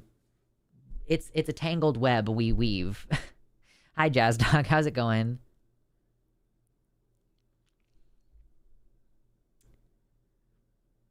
For what it's worth, thank you, Fuzzy. For what it's worth, coming from a rando on the internet, I mean this with all sincerity and seriosity. It's clear that you are an exceptionally smart and capable human person. You'll do great. Thank you. That's very kind. I don't know that I'm exceptionally smart or exceptionally capable, but... I am discovering about myself in my 30s something that I didn't think was the case, that I am a deeply ambitious person.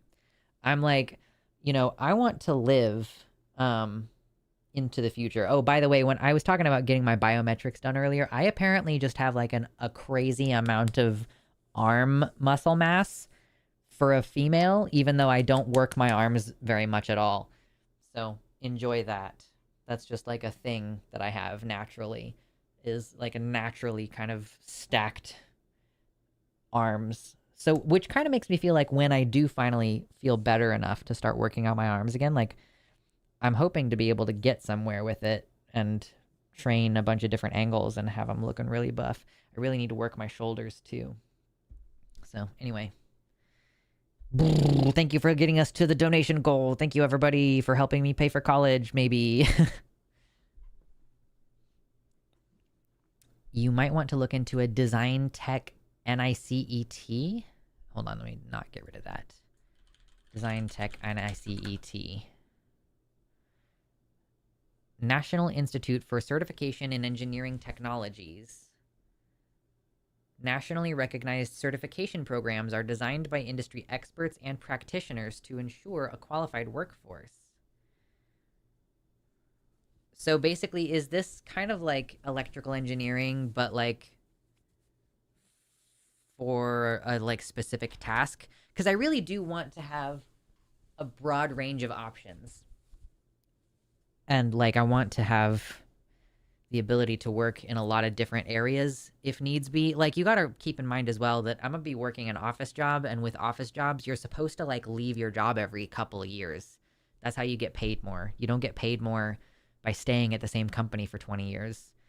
So if I'm like designing solar arrays at one company, I mean, it would really suck to leave the company where I was designing solar arrays, but like, let's say my first job is like designing the electrical systems for commercial buildings. Like, okay, well, this kind of fucking sucks. And then I have an opportunity to work for the government working on power systems.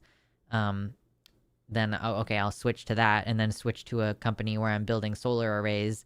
And then maybe there's a position opens up at a company we contract with that is like specifically about hooking up the solar array to the rest of the electrical grid. Then like, okay, you jump around a little bit and I want to be able to do lots of different things. But I don't know, man. Like it literally is dependent on whether I can afford it, right? And I haven't even really talked about this with my partner in depth. Because again, I'm still just in the sort of design and planning phase of, or like gathering information phase, trying to figure out if I can afford to go to school or am I practically capable of doing the tasks involved. So yeah, I would totally gladly volunteer time or arrange tutoring if it helps save tuition costs for math remediation or basic physics. Thank you. I will certainly keep in mind I can ask you questions. If there's something I really can't understand, I feel like I've been doing okay. There's been a couple times where I'm like reading something in the dummies book and I'm like, I kind of don't understand what you're saying to me right now. Or so here's my problem. Or maybe this is going to be a huge advantage. Like, is this going to be a huge advantage? Because I am no longer in a phase of my life where I can simply accept and memorize the answers. With every one of these things, I'm like, I would like to understand why that is the answer. So, okay, like, get prepared to be bored. No, don't. I'm going to keep it pretty brief. But, like, you remember what absolute values are? Absolute values are when you get the two big lines on the opposite side of something, and it's like, it has to do with, like, the absolute distance of that number from the y-axis on a graph. So when you're solving inequalities, absolute value has to always be represented by a positive integer or a zero, but also when you're getting solutions specifically to inequalities, there are two answers because technically the distance is on both sides, like the distance from the y-axis, because the absolute is like the absolute difference, but sometimes that means you get a negative number. And so anyway, I was like, I don't know why there's two answers to this. And I was like reading it and it was like, there's two answers to this. And I was like, why? And I thought about it a lot more. And then I was like, oh, okay, I kind of get it now. But I'm not just going like, okay, there's two answers to solving an inequality in an absolute value. Now I'm like, yes, I understand why. So it's going kind of slow. I got this book last week and I'm on page 23. And the whole time I'm like, I'm in chapter 2. So I got past pre-calculus. Yeah, check this out. So it's like pre-calculus for dummies. Chapter 1, pre-calculus. which is a lot. And, you know, maybe it's like stuff that I didn't need to spend as much time memorizing as I have. Like, maybe I didn't need to make a bunch of cards that, like, help me understand what imaginary numbers are or the difference between natural numbers and real numbers and whole numbers. But I decided that I was going to do all of that. So that's what I'm doing. And, you know, I told you guys earlier, I'm on like this new RSS feed, and I subscribed to a bunch of science things because I want to change what I'm thinking about on a day-to-day basis. I want to be thinking about, you know, so there is a new chemical that they're using in photovoltaic cells. Like, you know, even if it's not practically applicable to me right now, what's practically applicable to me right now is, yeah, pre-free calculus is basically algebra stuff. My one failing here, the one thing that I'm a little bit nervous about, is that I did not take trigonometry. I almost took trigonometry, but by then I already had the 3 credits that I needed to graduate from high school, and I have never had a good math teacher. And I didn't like that guy. I transferred schools in high school, and I already had all of my math credits, and they put me in a trigonometry class, and I was like, I fucking hate this guy, and I don't need to be here. And I think I swapped to a bio class instead, because I was like, I've hit most of my markers.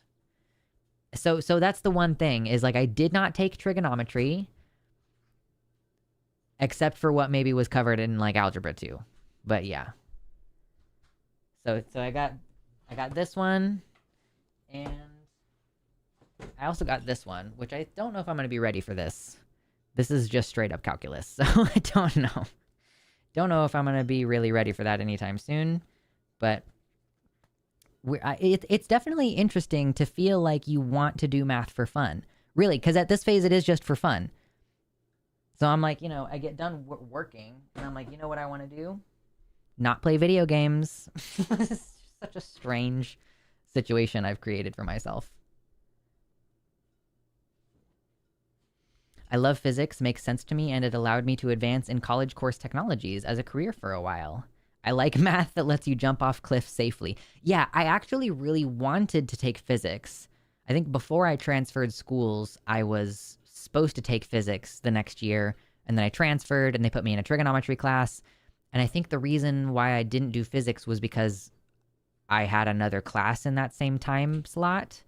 So yeah, I wanted to take physics for that exact same reason. I was like, maybe I will enjoy math if it fucking makes any sense. If it makes any sense.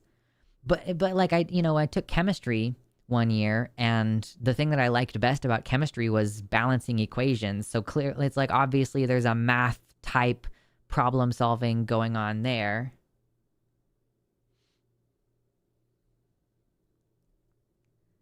Trig was awful in high school, and then I found out its foundation later. Yeah, totally. I don't find trigonometry too hard. Yeah. The teacher can make all the difference. Sometimes all they have to do is be nice. Truly. Yeah. I didn't like my teacher for Algebra 1 and Geometry because I didn't like how often she said Like, I thought that she was a really poor speaker and presenter to,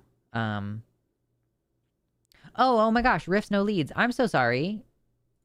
I think it's not showing me these because I got logged out of my website chat. I'm so sorry that Riffs donated a $50 dono during the intro. I was not at my desk. That was my bad.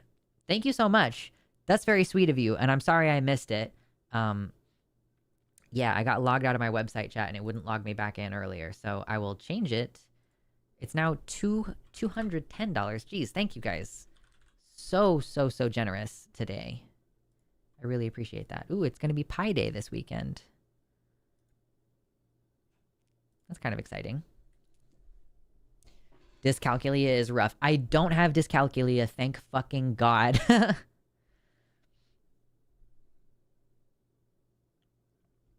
But yeah, Viren said, what did you say earlier, Viren? That feeling the need to understand the concepts is actually a huge benefit for engineering. Like my desire to yeah, for math and engineering, that is 100% an advantage over just memorizing the equations and stuff.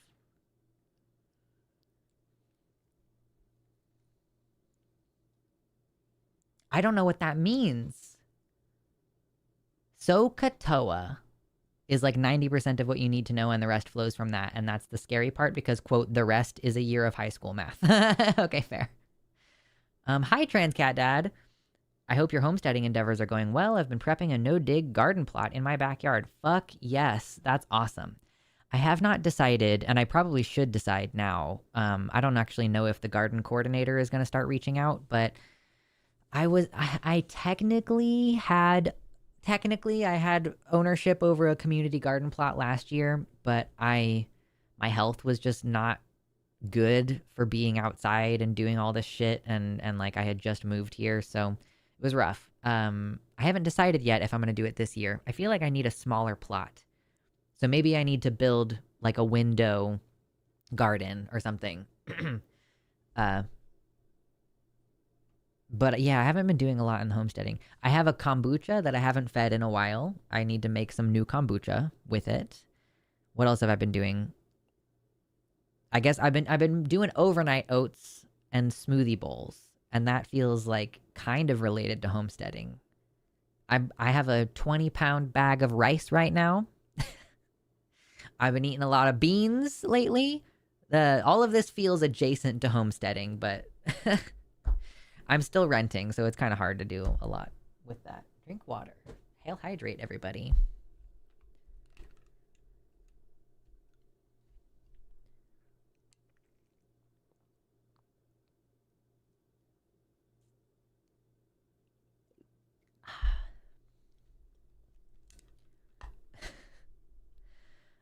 God, I got put in trig and I had to leave immediately. I was the only sophomore mixed with a bunch of seniors, and I was just like, nope. Yeah, for sure. I think I might have been a year younger than everybody else in that class too. Accidentally making a garden too big is so real. Truly. I mean, yeah, like, just think of weeding. If you don't have a machine or anything, just weeding a garden plot can take so much. I'm literally just mean like prepping it to start. Like, that's the issue that I kept running into, is like I would go out and try to weed it a little bit, and I just couldn't get very far. And cardboard only does so much with smothering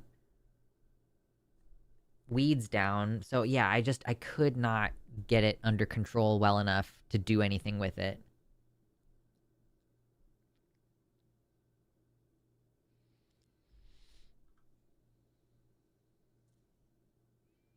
Valence bonds in chemistry can be fun to play with. Yeah, to be clear, I don't remember anything specific about my chemistry class except for the fact that I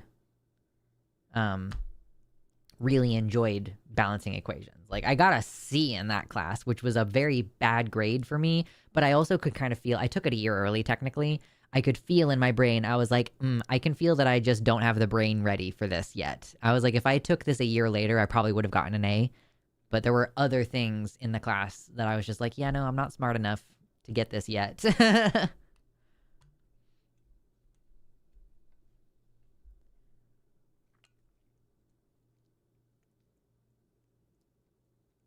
Ah, yes, you have nephews to help you with the weeding. Yeah. Wonder if I could get my partner to help me with it. Probably not, but, we can always find out.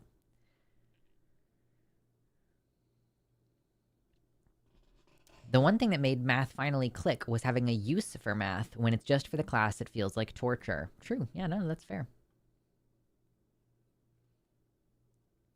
Memorizing equations was why I failed integral calculus. My teacher required me to memorize 20 equations by rote without understanding where they came from. I failed twice before giving up on getting an engineering degree because of said teacher. That's crazy. For like one teacher to kill your love and enjoyment of an entire topic. Like, legitimately, I have never considered a career that would involve a lot of math because of just not having good math teachers. And I just thought that I hated math. But it turns out that the problem is something wrong with the type of person who becomes a math teacher. This was me with psych. I backed out sophomore year. I tried it again in college and was fine. Yep.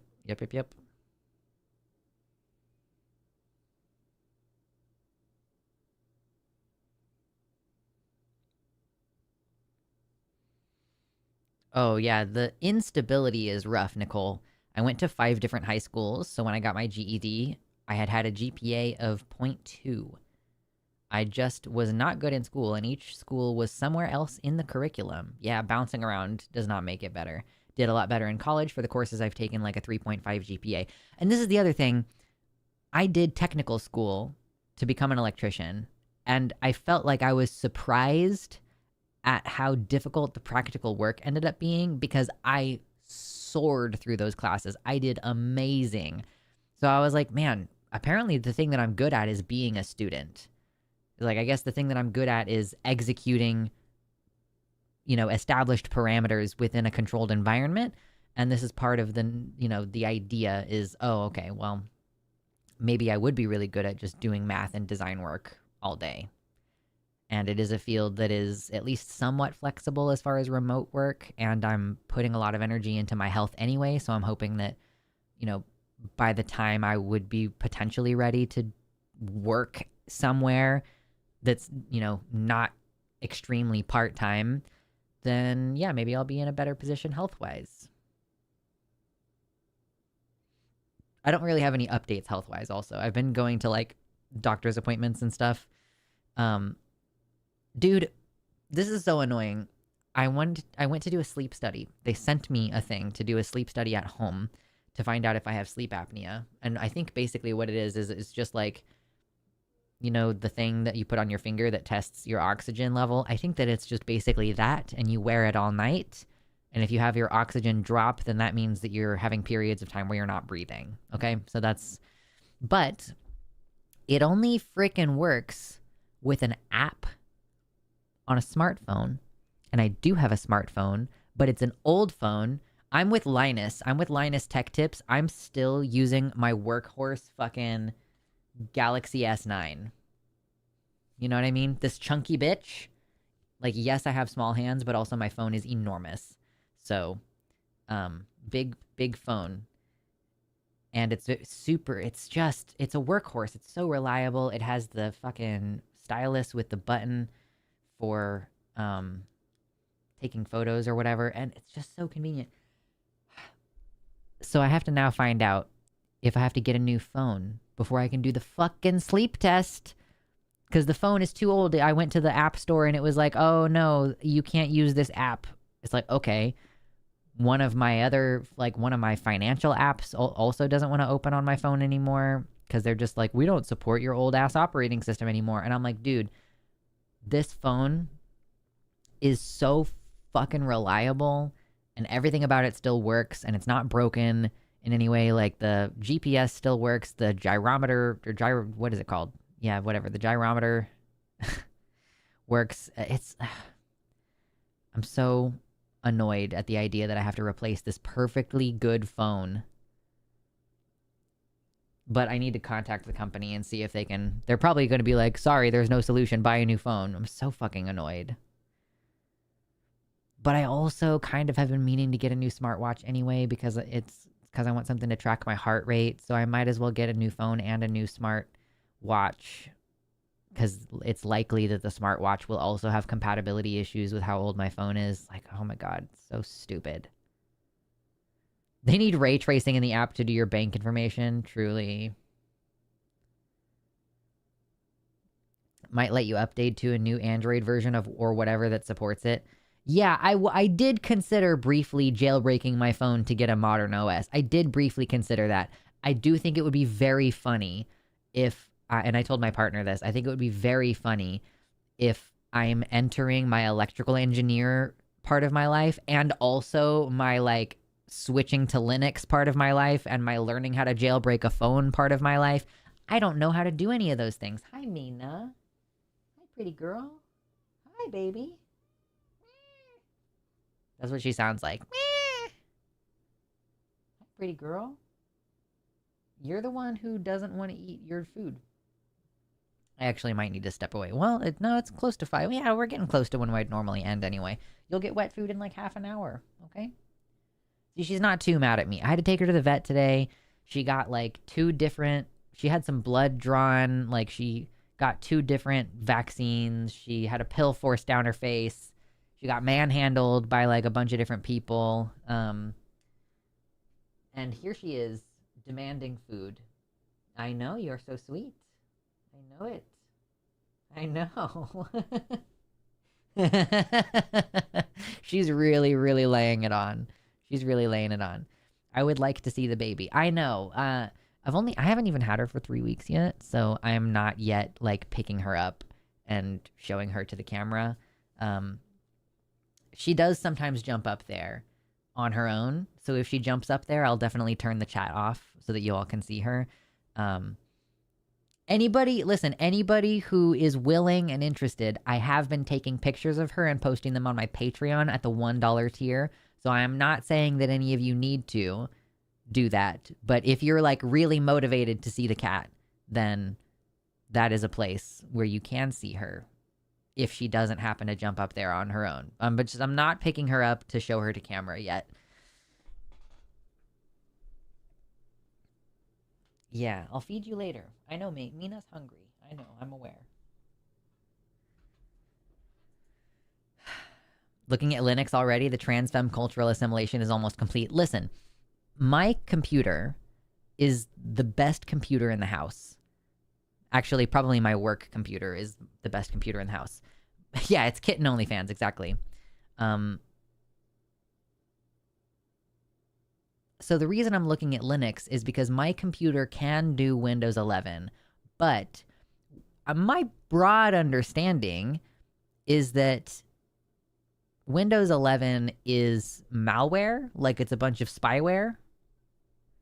She decided to make an appearance on the last stream of Jimmy's that Lux was on. Yes, she did jump up there briefly. But yeah, so the Linux thing is mostly because Windows 10 no longer has the same security support. I have my own, like I got, I have virus technology, like, I've got like an antivirus, but it's going to continue to break things as people push new versions of their product, in the same way that my fucking phone no longer works with a lot of different apps, or like increasingly more apps that it doesn't want to work with. So, yeah, I'm just thinking about Linux in that sense, where I'm like, oh, okay, so you're trying to fuck everyone over with Windows 10 or with Windows 11. Her little voice is precious. I know. I will. So she is a long-haired cat. So I don't want to really put a collar on her. So I'm not sure what to do with, somebody bought me these lavalier microphones off my wish list. Thank you so much. I can't remember who it was, but someone gave me the lavalier mics, and I've set them up and I've used them a couple of times. But the reason why I got them was so that I could clip it to the collar of the cat. At the time, it was Mitternacht, but yeah, so maybe I'll try to collar train her a little bit. But I just feel like with the long fur, it's going to be so much less comfortable to have something like, in her fur in that way. I don't know. I've never had a long-haired cat before, or at least not one that I actually needed to take care of. There was a long-haired cat when I was a young warthog, but I didn't have to do anything aside from like clean the cat box. I think my mom just took that cat to get shaved a couple times a year, like shaved all the way down. So it's not like we did a lot of, grooming or like managing his long fur.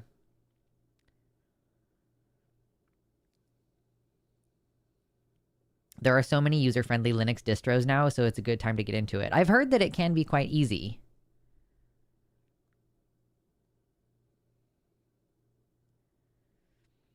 I took jewelry and metal art as a freshman. Ooh, I also got into jewelry and metal art in high school. My partner got me into it. The person I'm still married to.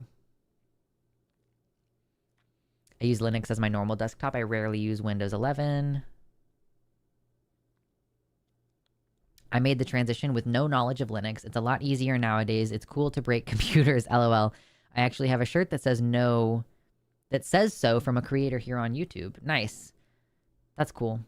Yeah, my partner also mentioned, like, you know, we have a lot of old computer parts, and we could hypothetically cobble together a Frankensteinian computer that I could then flash Linux onto. Like, I could experiment with learning how to do this with some junk computer, and I think that's really cool. So there's lots of little things that my brain is lighting up and exploring right now. My partner, I think kind of jokingly, was like, oh, I should teach you how to solder. And I was like, I know how to solder. And he was like, oh, you know how to solder jewelry and silver. And I'm like, yeah. He's like, yeah, but you don't know how to solder circuit boards. And I'm like, I think I could figure it out. But yeah, so we might do some practice soldering. And then I'm going to become that insane person maybe who's like, how do I automate things with an electrical system? But I don't know, we're getting a little in over our heads by then, because that's completely changing a lot of things about how I think and spend my time.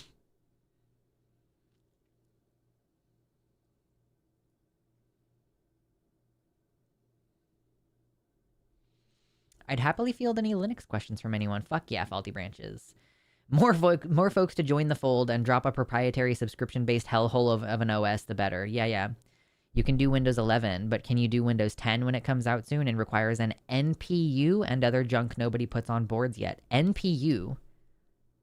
What is that? What is NPU? I never heard that before. What is NPU? A neural processing... Oh, fuck, dude. Oh, no. They're going to start a neural processing unit. They're going to start requiring fucking AI processor built into your fucking motherboard. Kill me. That's part of why I don't want Windows 11, is because there's so much fucking AI shit on there. I don't want it. I'm like, I was looking at like getting a Samsung fucking S25 or whatever, and I'm like, oh, well, fucking, yeah, it's got a lot of AI bullshit that I'm gonna fucking deactivate. Like, I'm also really interested in eventually someday getting a hybrid or electric vehicle, but they're gonna have a bunch of fucking bloatware on them and AI bullshit. And like, get the fuck out of here. Like, literally uninstall it, and then I will buy your stupid fucking car. I was just imagining in that conversation recently. I was like, if I try to buy an electric vehicle or a hybrid, which I'm not in a position to do that right now, but I'm like, I want to upgrade in the future sometime. You know, I've got like a gas guzzler, no, not a guzzler, but a gas consuming car, and I think I'd prefer a hybrid. But yeah, I'm like imagining, I go try to buy a car and it's like, oh, it's got AI on it. Get it, like literally take it out. They'd be like, oh, you know, you can deactivate it. No, I didn't say deactivate it. Take it out. Thank you, Riffs No Leads. Anywho, gotta go like it to stream. Thank you. Appreciate it. I learned soldering from an ex smooshing my bass at 14, and now I like to dig into amps and see what happens instead of calling the pros. Yeah, that's fair enough.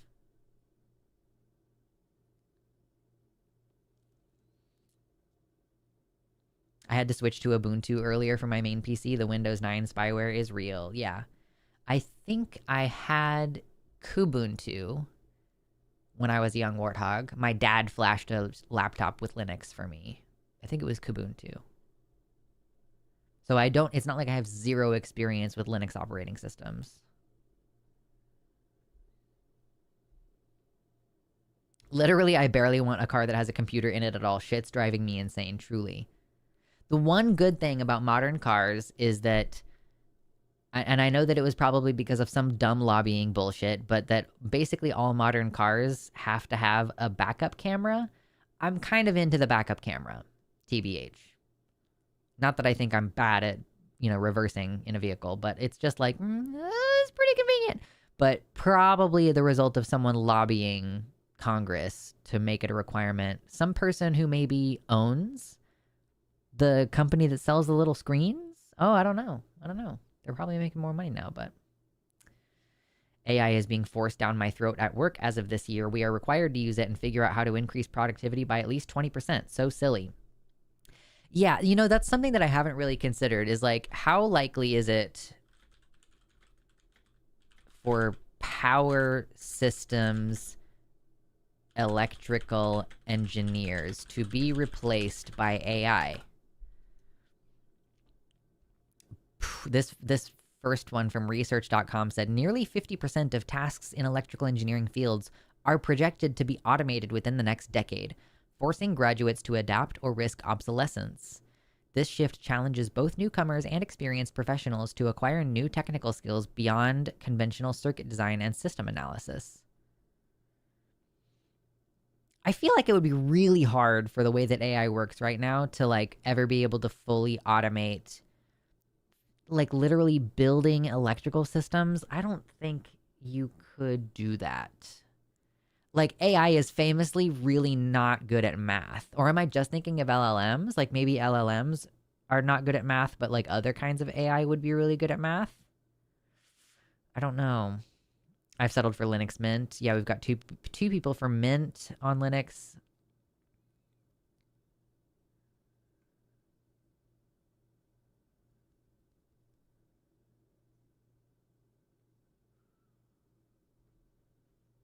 I love working as a software engineer and loathing commercial LLMs. True.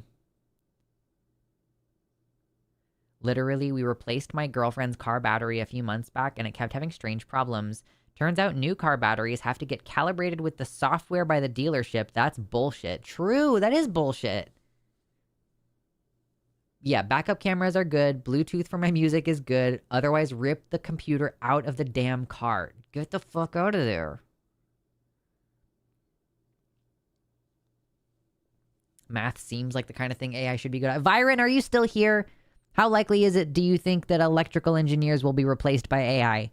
I'm shouting at you. I don't need to shout at you. If you're still here, you can fucking hear me. I'm all hollering at you like you're in the other room. Byron, do you think that as an electrical engineer, I will be replaced by a robot?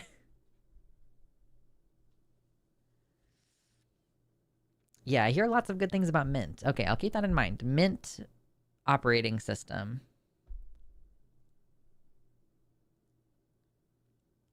How long do we think we have until the current AI bubble bursts? I mean, it can't be that much long. They're funneling so much money. Listen, I'm going to be completely real with you. I do use ChatGPT sometimes, and I kind of relish the idea that I don't pay for the service, and therefore I'm like, they're losing money. I don't use it super often, but they're losing money every time I use it because I don't pay for it. I'm not paying for it. So I feel like it's got to at some point. Most computer chips have long been designed with automated tools. Humans are used for the super sensitive analog parts. Yeah, and like checking, making sure that everything is gonna run okay. There are two answers to that question. Okay, fair. Will electrical engineers reasonably be replaced? Definitely not. Will they be replaced anyway? I don't fucking know. So that's okay, fair. Yeah, fair. Maybe it's like, you know, in the field, you'll be required to use some AI tools, and then a decent portion of your job is now correcting an AI instead of just designing the systems from scratch, but whatever.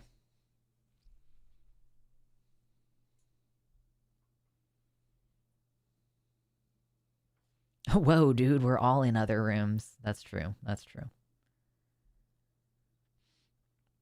But it's not like you're just in the... It's not like I can holler at you from across the house.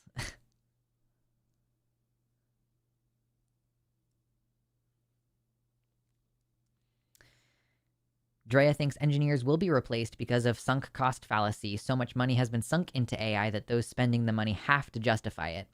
Yeah, but it's like if the systems start collapsing at that point. I don't think it... Yeah, I'm like, I don't know that...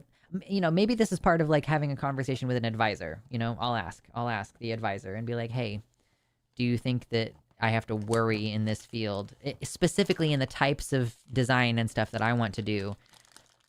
So I basically found a really keen way of incorporating the passion that I was having last year about environmentalism with an existing set of skills that I already have, or at least an existing foundational interest. Even if, like, the math skills themselves, I'm gonna have to take fucking 4 years of calculus.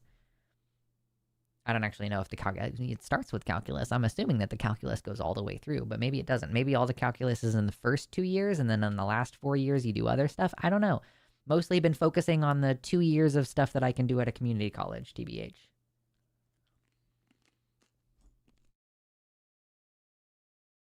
I got Triscuits. I'm gonna eat Triscuit crackers for a second, but I'm gonna mute myself.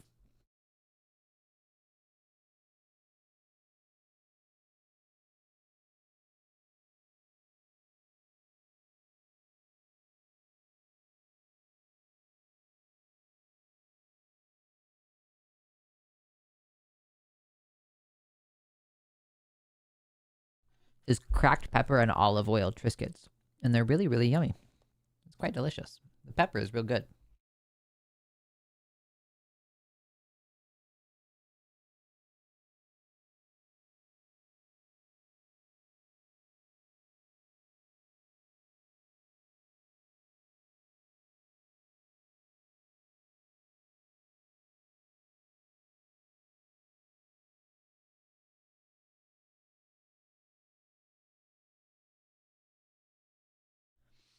Byron says the catch-22 is that AI will be taking the entry-level jobs, which hampers the building of new experts who can then spot when the AI is bullshitting. True. Yeah, faulty adds on. Similar to software engineering, some junior folks will have large portions of their work automated, but review, revision, testing, architecture, fixing the generated content, and non-generic work will require human interaction. Yeah. And there is still like an interconnected aspect of engineering because it does require you to coordinate with other fields. Like, you have to coordinate with the person who's in charge of the budget for the project. You have to coordinate with the engineers on the ground.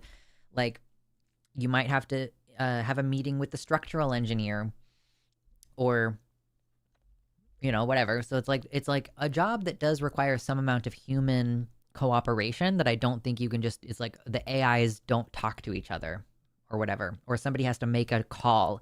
We're trying to decide between two things, and ultimately somebody has to make a decision about which way you're going to proceed or something.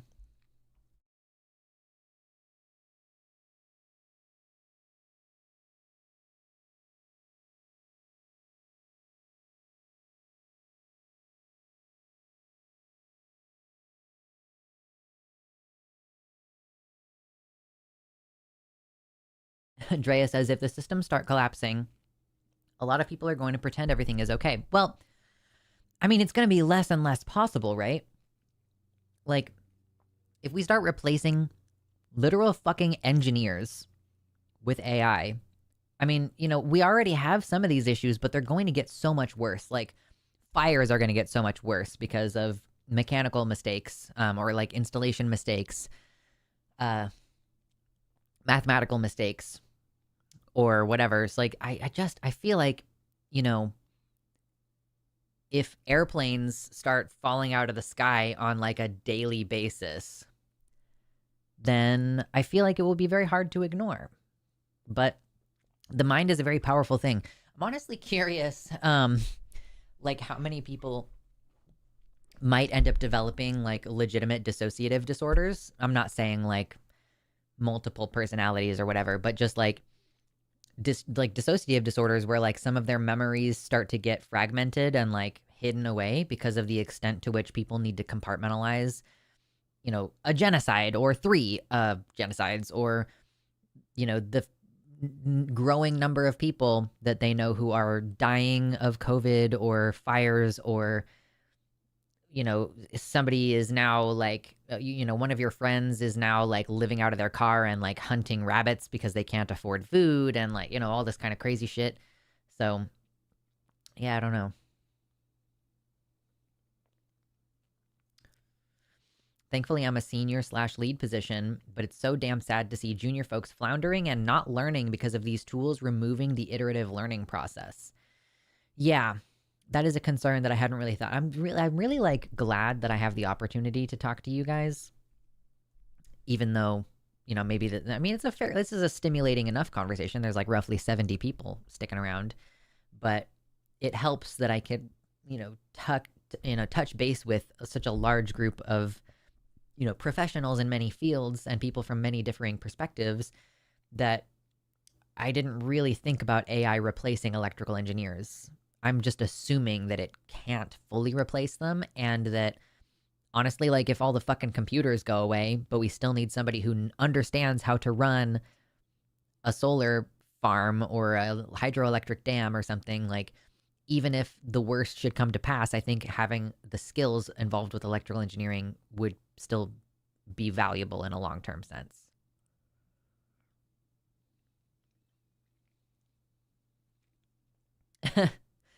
I'll put it this way: one thing one AI tool is really, really good at is predicting protein crystal structures. Like, to the point, it's easy to tell if it's a good prediction or not at a glance, but crystallography is not dead, even with that being a thing. Now, if your job is dependent on some dumbass shareholder-owned company obsessed with making number go up and they think AI can do your job, they will try. It's just going to be massive losses for them in the long term, and they're just going to make the short-term decision. That's true.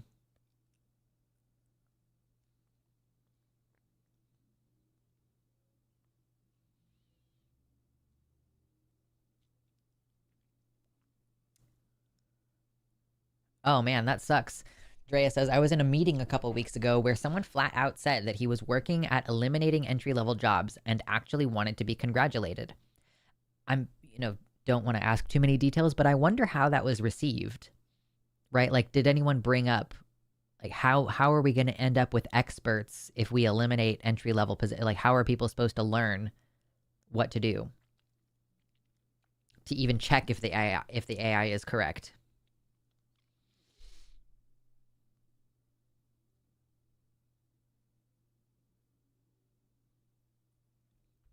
So fucking true, Ben. Every time I see a story about a building falling down, I look at the details and it's always the owner was cutting corners and an engineer warned them. So fucking true.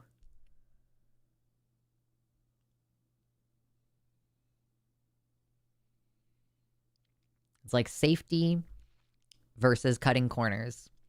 And so long as you have a profit motive, safety will always be the place where the corners get cut.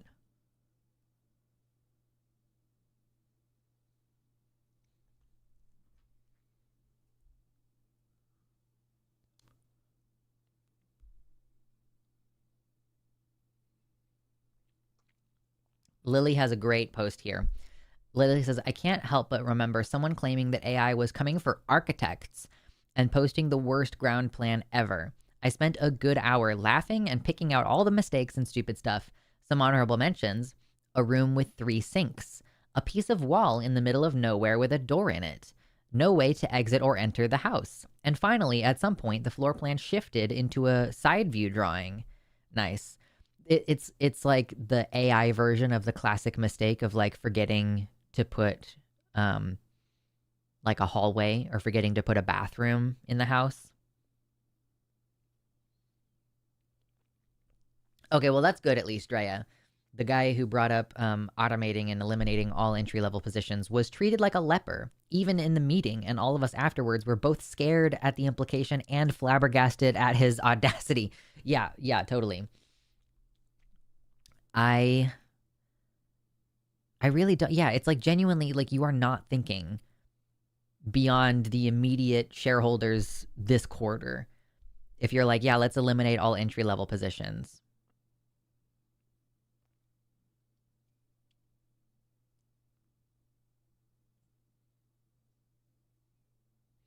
Conversations like this were constantly happening at Blizzard, and unfortunately felt like talking to an over optimistic wall. Yeah, honestly, like, I don't know. I feel like World of Warcraft as a product has just gone severely downhill in the retail version. We don't even have our classic subscriptions active right now, although I probably will go back and play more of it at some point. I just want fucking Wrath of the Lich King Classic. But even then, I'm like, like I said, I was gonna say I'm spending less time playing video games, but I've just been, like, trying out, like, No Man's Sky recently. So I'm not, like, not playing video games.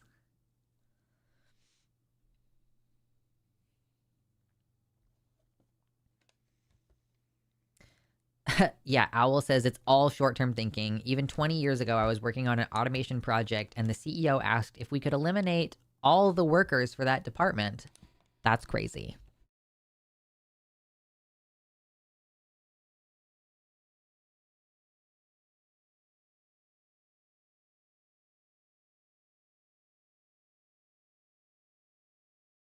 This is why airplane parts are still built by hand. Yeah, I actually have a buddy who used to work in aerospace fabrication, and yeah, you need a really autistic person in charge of quality control at your airplane building fabrication location. I saw a news video on self-driving semi-trucks. That's fine. Like, I don't really take issue with one of the worst jobs in the country being automated, so long as there isn't like honestly, I think that with the underlying capitalism wants speed at the expense of all else, it might be a good thing for the country if we fully automate that job, because then you're never going to have a tired trucker who like who can't stay alert or whatever, you know, like they push and push and push these people, and they're away from home all the time. Like, maybe that lifestyle works for some people, but it's like hard for families, for, you know, the main money earner to be like gone all the time. It's hard on the person who's left there. Like, you know, if you are single, maybe that's a perfect job for you. I build jet engine starters. That's fucking cool, Nicole.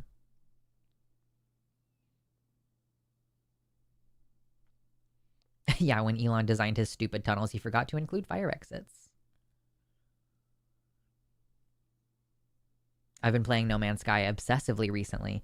Yeah, Jimmy mentioned it to me in passing recently, because he wants to have games to play with his friends and like for us at the line, and I rejected him on the most recent game that he asked me about. So I was like, okay, you know what? He actually bought me No Man's Sky like in 2018, and I played it for a couple hours and decided I didn't like it. I don't think I really even asked for him to buy it for me either.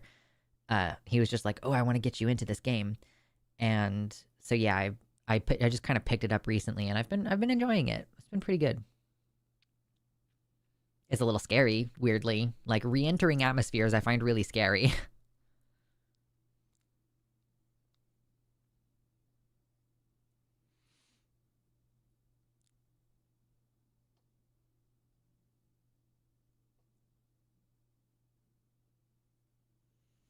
My brother is the autistic person in charge of designing seismic equipment for the bottom of the ocean. Yes, you need an autistic person who's like, the specs say to do it this way. You're out of tolerance. It's not acceptable. Go back and do it again.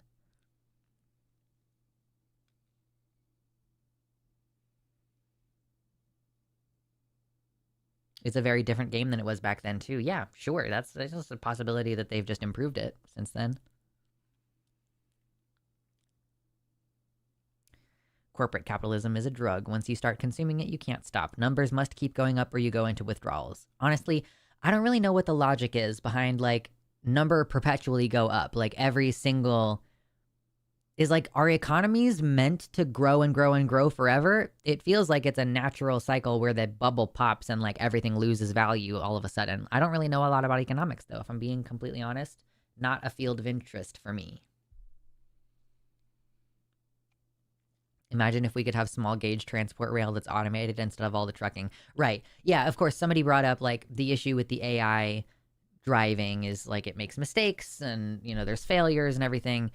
First of all, I would say we need to compare the number of failures. It's like when I was talking earlier, I'm like, I've started drinking 0 calorie, 0 sugar soda. And, like, people are like, oh, aren't there risks, like dementia and stuff? And I'm like, yeah, but there's also risks to drinking. A can of Dr. Pepper this size is 170 calories. So it's basically 170 calories of straight sugar. So it's like, what is worse? We're not talking about eliminating risk. We're talking about managing risk. So when we're talking about automating trucking, I am not going to try to say that there is a 0% chance of failure for the AI, but I also don't think that that's a reasonable standard. I don't think that zero. Now, I do think that there need to be robust mechanisms for responsibility, right? Like if a person driving a semi falls asleep and hits a car and kills someone, that person is usually prosecuted, or at least I assume that that's what usually happens. I haven't looked into it. But if an AI fails, there needs to be some kind of,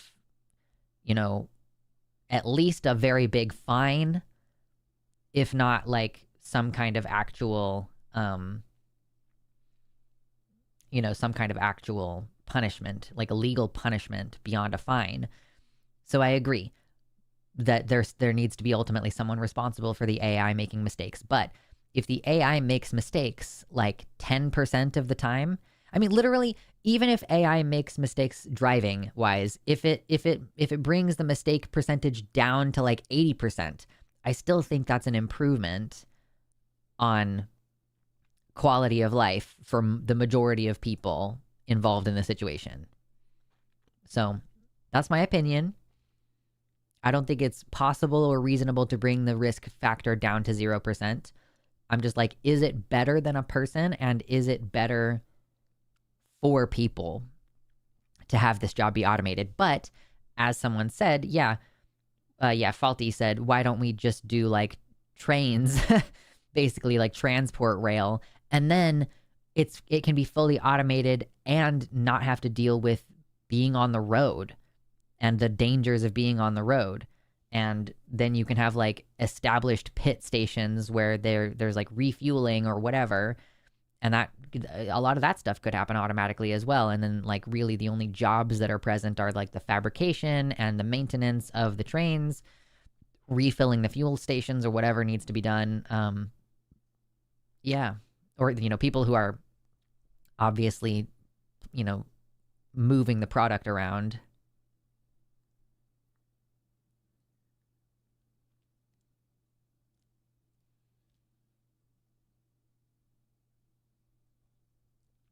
As long as the population grows, the economy grows. For the last few years, GDP follows population growth.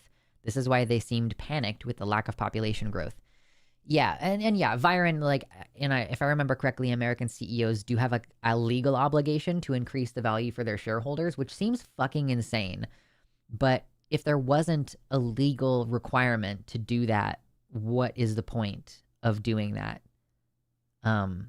Like, what is the point of having endless... Like, I understand as a natural consequence, as the population grows, the economy grows, because there's more people spending more money, earning more money, blah, blah, blah. They have services, they need services, da-da-da. But yeah, like, do we want to... We can't... It's unsustainable. We can't keep doing that forever. There needs to be some portion of empty land to preserve the ecosystem. There needs to be some portion of empty land that we farm. We can't keep the population growth going forever. So at some point, there is going to be a plateau. And I feel like that should be something that people are preparing for, like that there will be times where the economy doesn't grow. And that should be the goal. The goal should be equilibrium. But I don't know. Maybe I'm a crazy person who gives a shit about people and that's a problem. I don't know. Maybe that's my problem.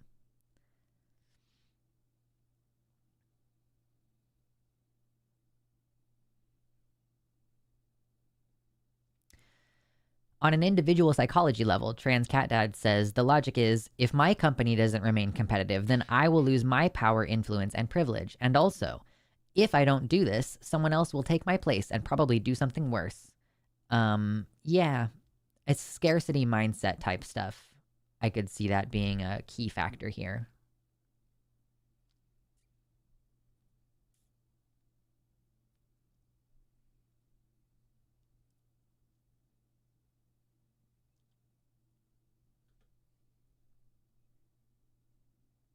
The population plateau should have been a century ago, IMO. I mean, my understanding is that, like, we have more than enough resources to cover the population levels. I think the greater problem is with our overall lifestyle, which I'm not saying is like our fault. Rather, like, the type of lifestyle that you can live has been constructed for you. I mean, I'm just a degrowth person. Like, I don't even know if I'm fully a solar punk person, because I might be more on the side of like, we need degrowth, but I don't think that necessarily requires like a loss of population. I will say we are going to have a loss of population because of climate change. That's inevitable at this point. That's not the same as me saying like that it's good or that we should have a lower population, because it does seem like we have more than enough resources for everybody. Yeah, how dare you care about people instead of capital, and so publicly too. Yeah. Listen, I care about money, but I care about money in a sense of like, I just want to be comfortable and safe and like be able to donate money sometimes and buy shit when I feel like it and not worry about how much taxes I'm going to owe at the end of the year. That's like a big part of me looking into a more stable career, is that I would not have to pay a bunch of taxes, like that my job could provide me with health insurance and the taxes and everything. And like, yeah, I'm just not psyched about. I'm not done filing my taxes, but I am certainly going to owe thousands of dollars, and it's not fun. I am not excited about it. I probably should be chipping away at it. I need to just work a little. I'm like, hey, spend 20 minutes working on your taxes. Like, yeah, do it in 20-minute portions.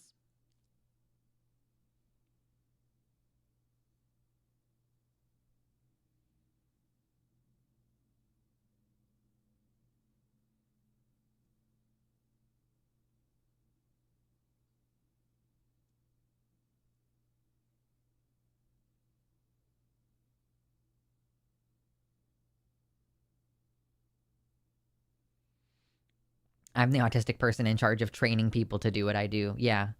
Yeah, autistic person who's training doesn't do the whole like, well, we were taught to do it this way, but here's how you actually do it. Or maybe you do. I don't know. It depends on the context, I guess. If it really, really, really matters, then it's like, no, we do it the way that, by the book every time.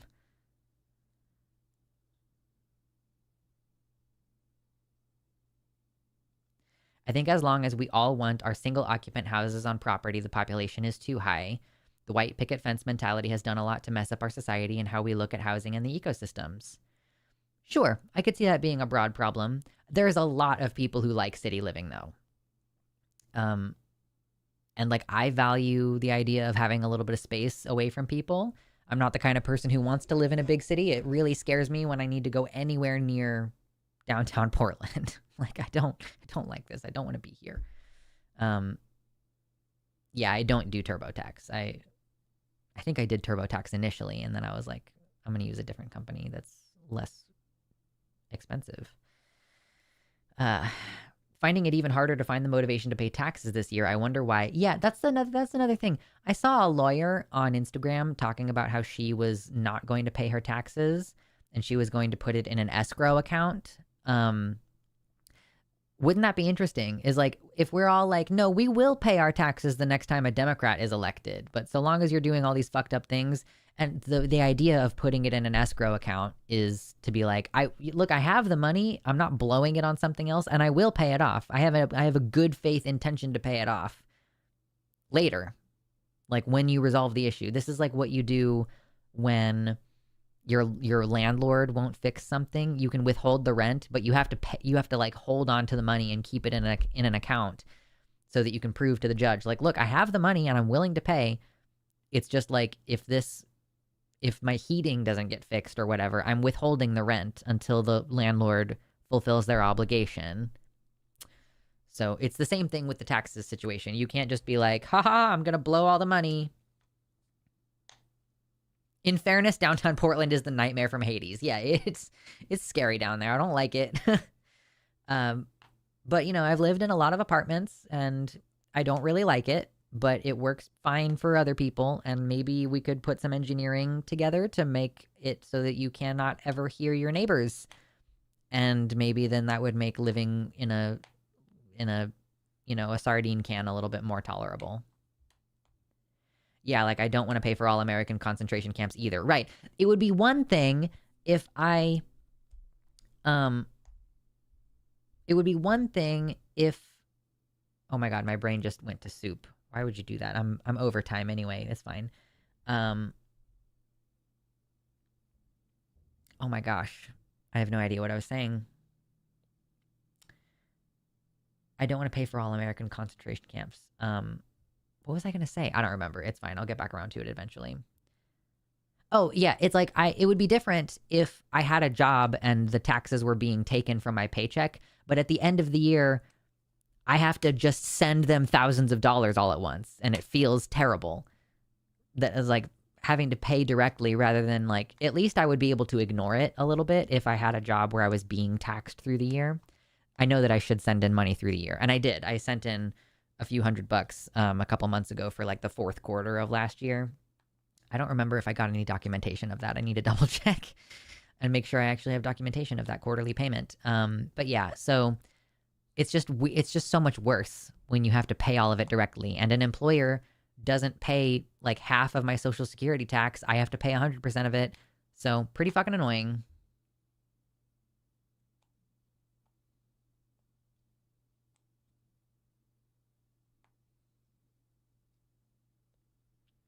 None of us actually have to, quote, do our taxes. The IRS knows exactly how much you have paid and how much you owe. I actually had my own filing fixed once by the government.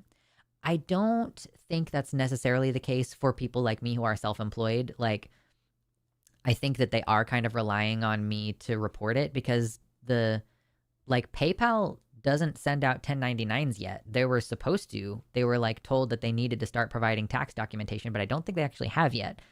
Or at least not to me. Like, I didn't get a 1099 from PayPal for all of my, website donations last year. I don't make enough money on Patreon for them to send me a 1099. I've never gotten a 1099 from Patreon. So I only get one 1099 from Google for ad payments. Technically, sending all your taxes in at once is better if you can invest that money through the year to get income on it.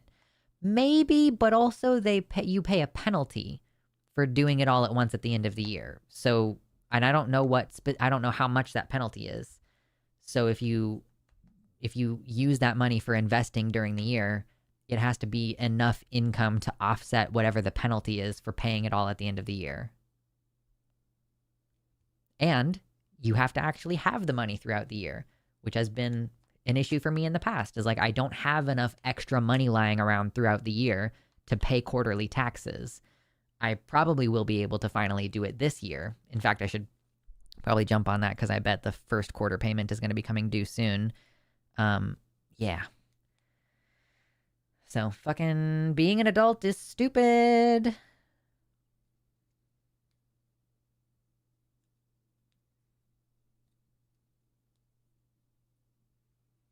Living in Minnesota and having the feds withhold money that is actively needed to keep people alive, i.e., yeah, they're pausing like SNAP and Medicaid payments.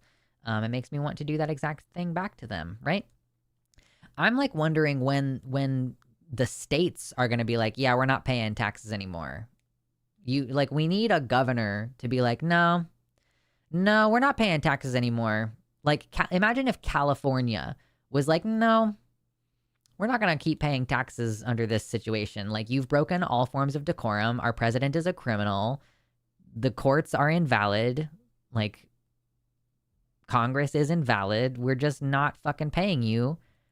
But that would be like they're gonna send in somebody to like arrest Gavin Newsom in that situation, right? Like, that's the problem, is like you threaten their income and then they will be like, oh, actually, that's like the equivalent of you seceding and doing a treason, so we're gonna come murk you, really.